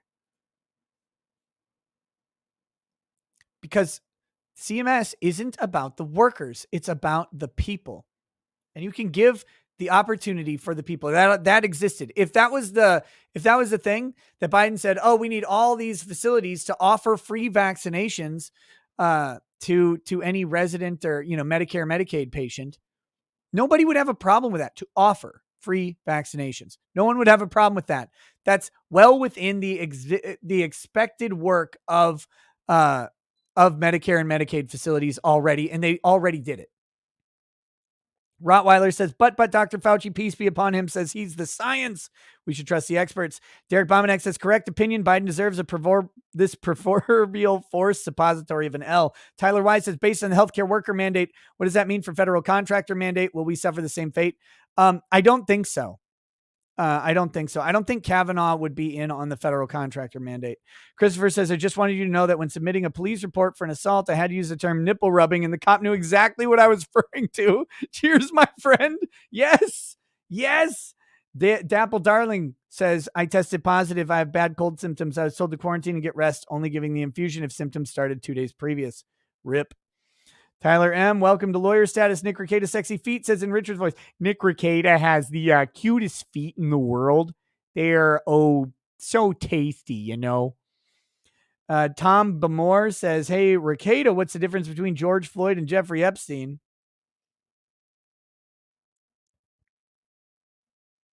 Jeffrey Epstein didn't kill himself. Got it. FBI Glowboy says, also, how is it legal for a company to mandate a medicine that isn't even FDA approved and still an emergency use authorization? Because the court says so. That's it.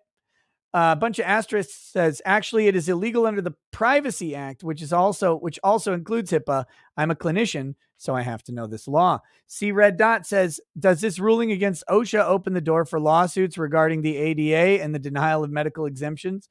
Those lawsuits didn't need opening. You're not going to have the easiest time doing it. I hope someone wins, by the way. I hope they win.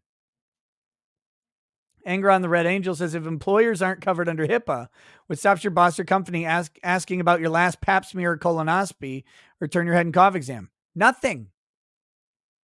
Nothing has ever stopped them from doing that. KFG says, right to privacy. But it's private employment. So that and again, I disagree with employers doing this, but the rationale is that they have the right to ask. You just have the right to not answer. Miss Mary says, had the coof in August, smell and taste is still not fully back. Both are muted, and celery now smells like cat pee. So annoying. Brian says, have you seen the Deontay Raziel's jury issue? They won't convict him because he's black. That's literally the reason. Big problem. CSI effect, but worse. Yeah, we'll see. I don't know when his retrial is. I thought they were supposed to impanel another jury by now, but I don't know. Corey Cass says, playing golf now. Please send some tips. Albertia 2 says, what protection does one have if you don't want to comply with being forced to disclose private medical info to employer? Quit. That's your only protection. Quit or they fire you, right? Maybe you have more leverage than you think. Also, you just tell them no. But you have to accept the consequences. You could then sue them for wrongful termination, but you might lose. In fact, it's probably likely. I'm not saying this is good. I'm just saying that's the way it is. JS says, RIP medical system. Big Tech says, I spent a decade thinking I was lactose intolerant. Wrong. Turned out the problem was wheat. Now it's lactose all day like the baby cow I am. Andrew Hansen says, Babylon B, SCOTUS rules healthcare workers are the only people who can't make decisions about their own health. And Wolf says, what arm do you have for your mic? What other audio equipment do you have for your mic setup? A lot. The arm is it's the Elgato mic arm. It's actually really nice. I just got it, the low profile one. This is a shock mount. This is the Electro Voice RE20. I have an Apollo twin USB, interface, and a cloud lifter. And then a whole bunch of software.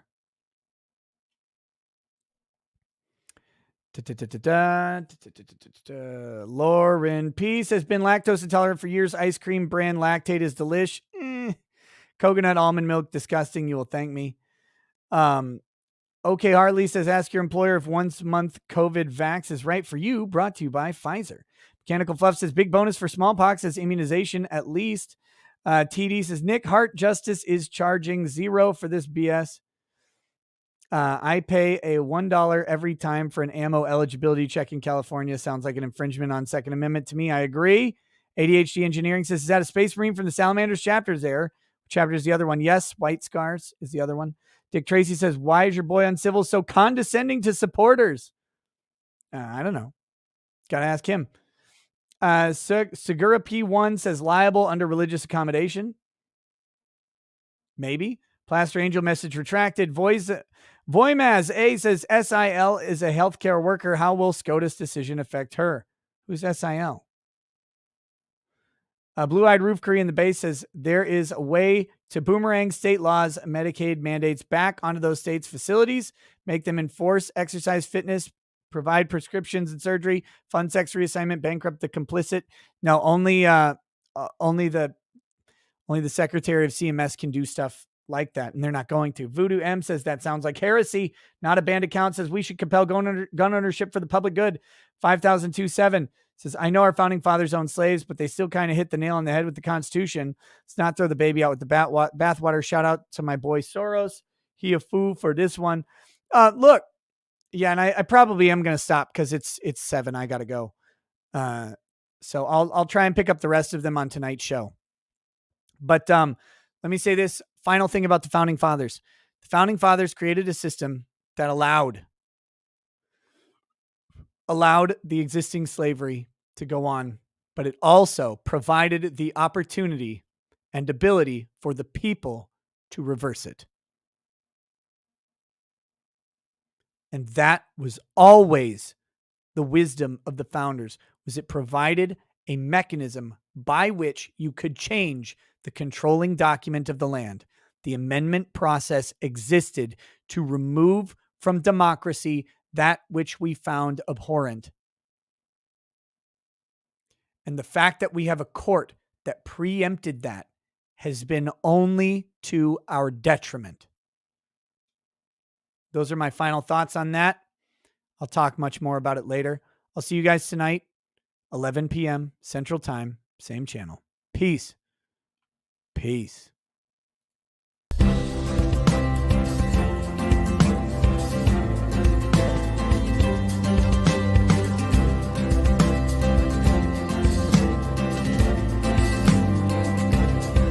Oh, he drinks a fair bit, but you realize that it just helps get his noggin jogging along. With his glass by his side and his kids asleep tight, we'll hear some law-splaining tonight.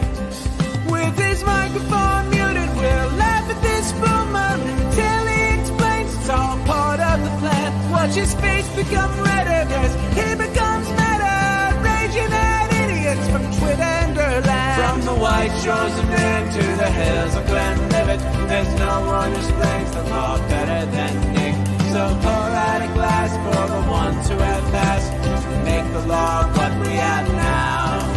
Oh, his lady is fair, and she handles herself with the grace of one who has borne many children. As the wife of a lawman, she makes sure that he has the time and the place to provide for them there. So pour out an ardbeg, a bow, more of the brook. The spirits flow as the ones who get unemployed. So pour out a glass for the tea post on Twitter as we hear law-splaining tonight.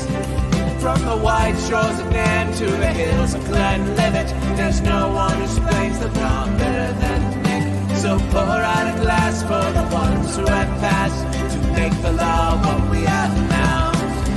Oh, the guests are all plentiful, from Dante to Drexel. They bring their perspective and spice to the mix. But the reason we're here and the one that we cheer is the one who is showcasing us his career.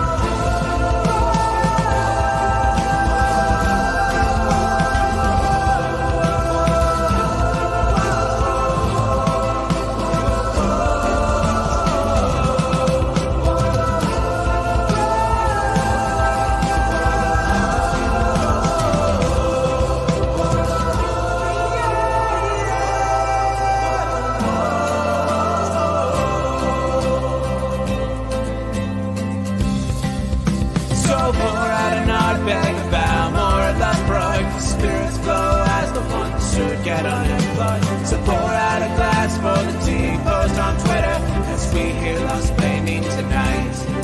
From the white shores of Nam to the hills of Glenlivet, there's no one who explains the law better than Nick. So pour out a glass for the ones who have passed to make the law what we are.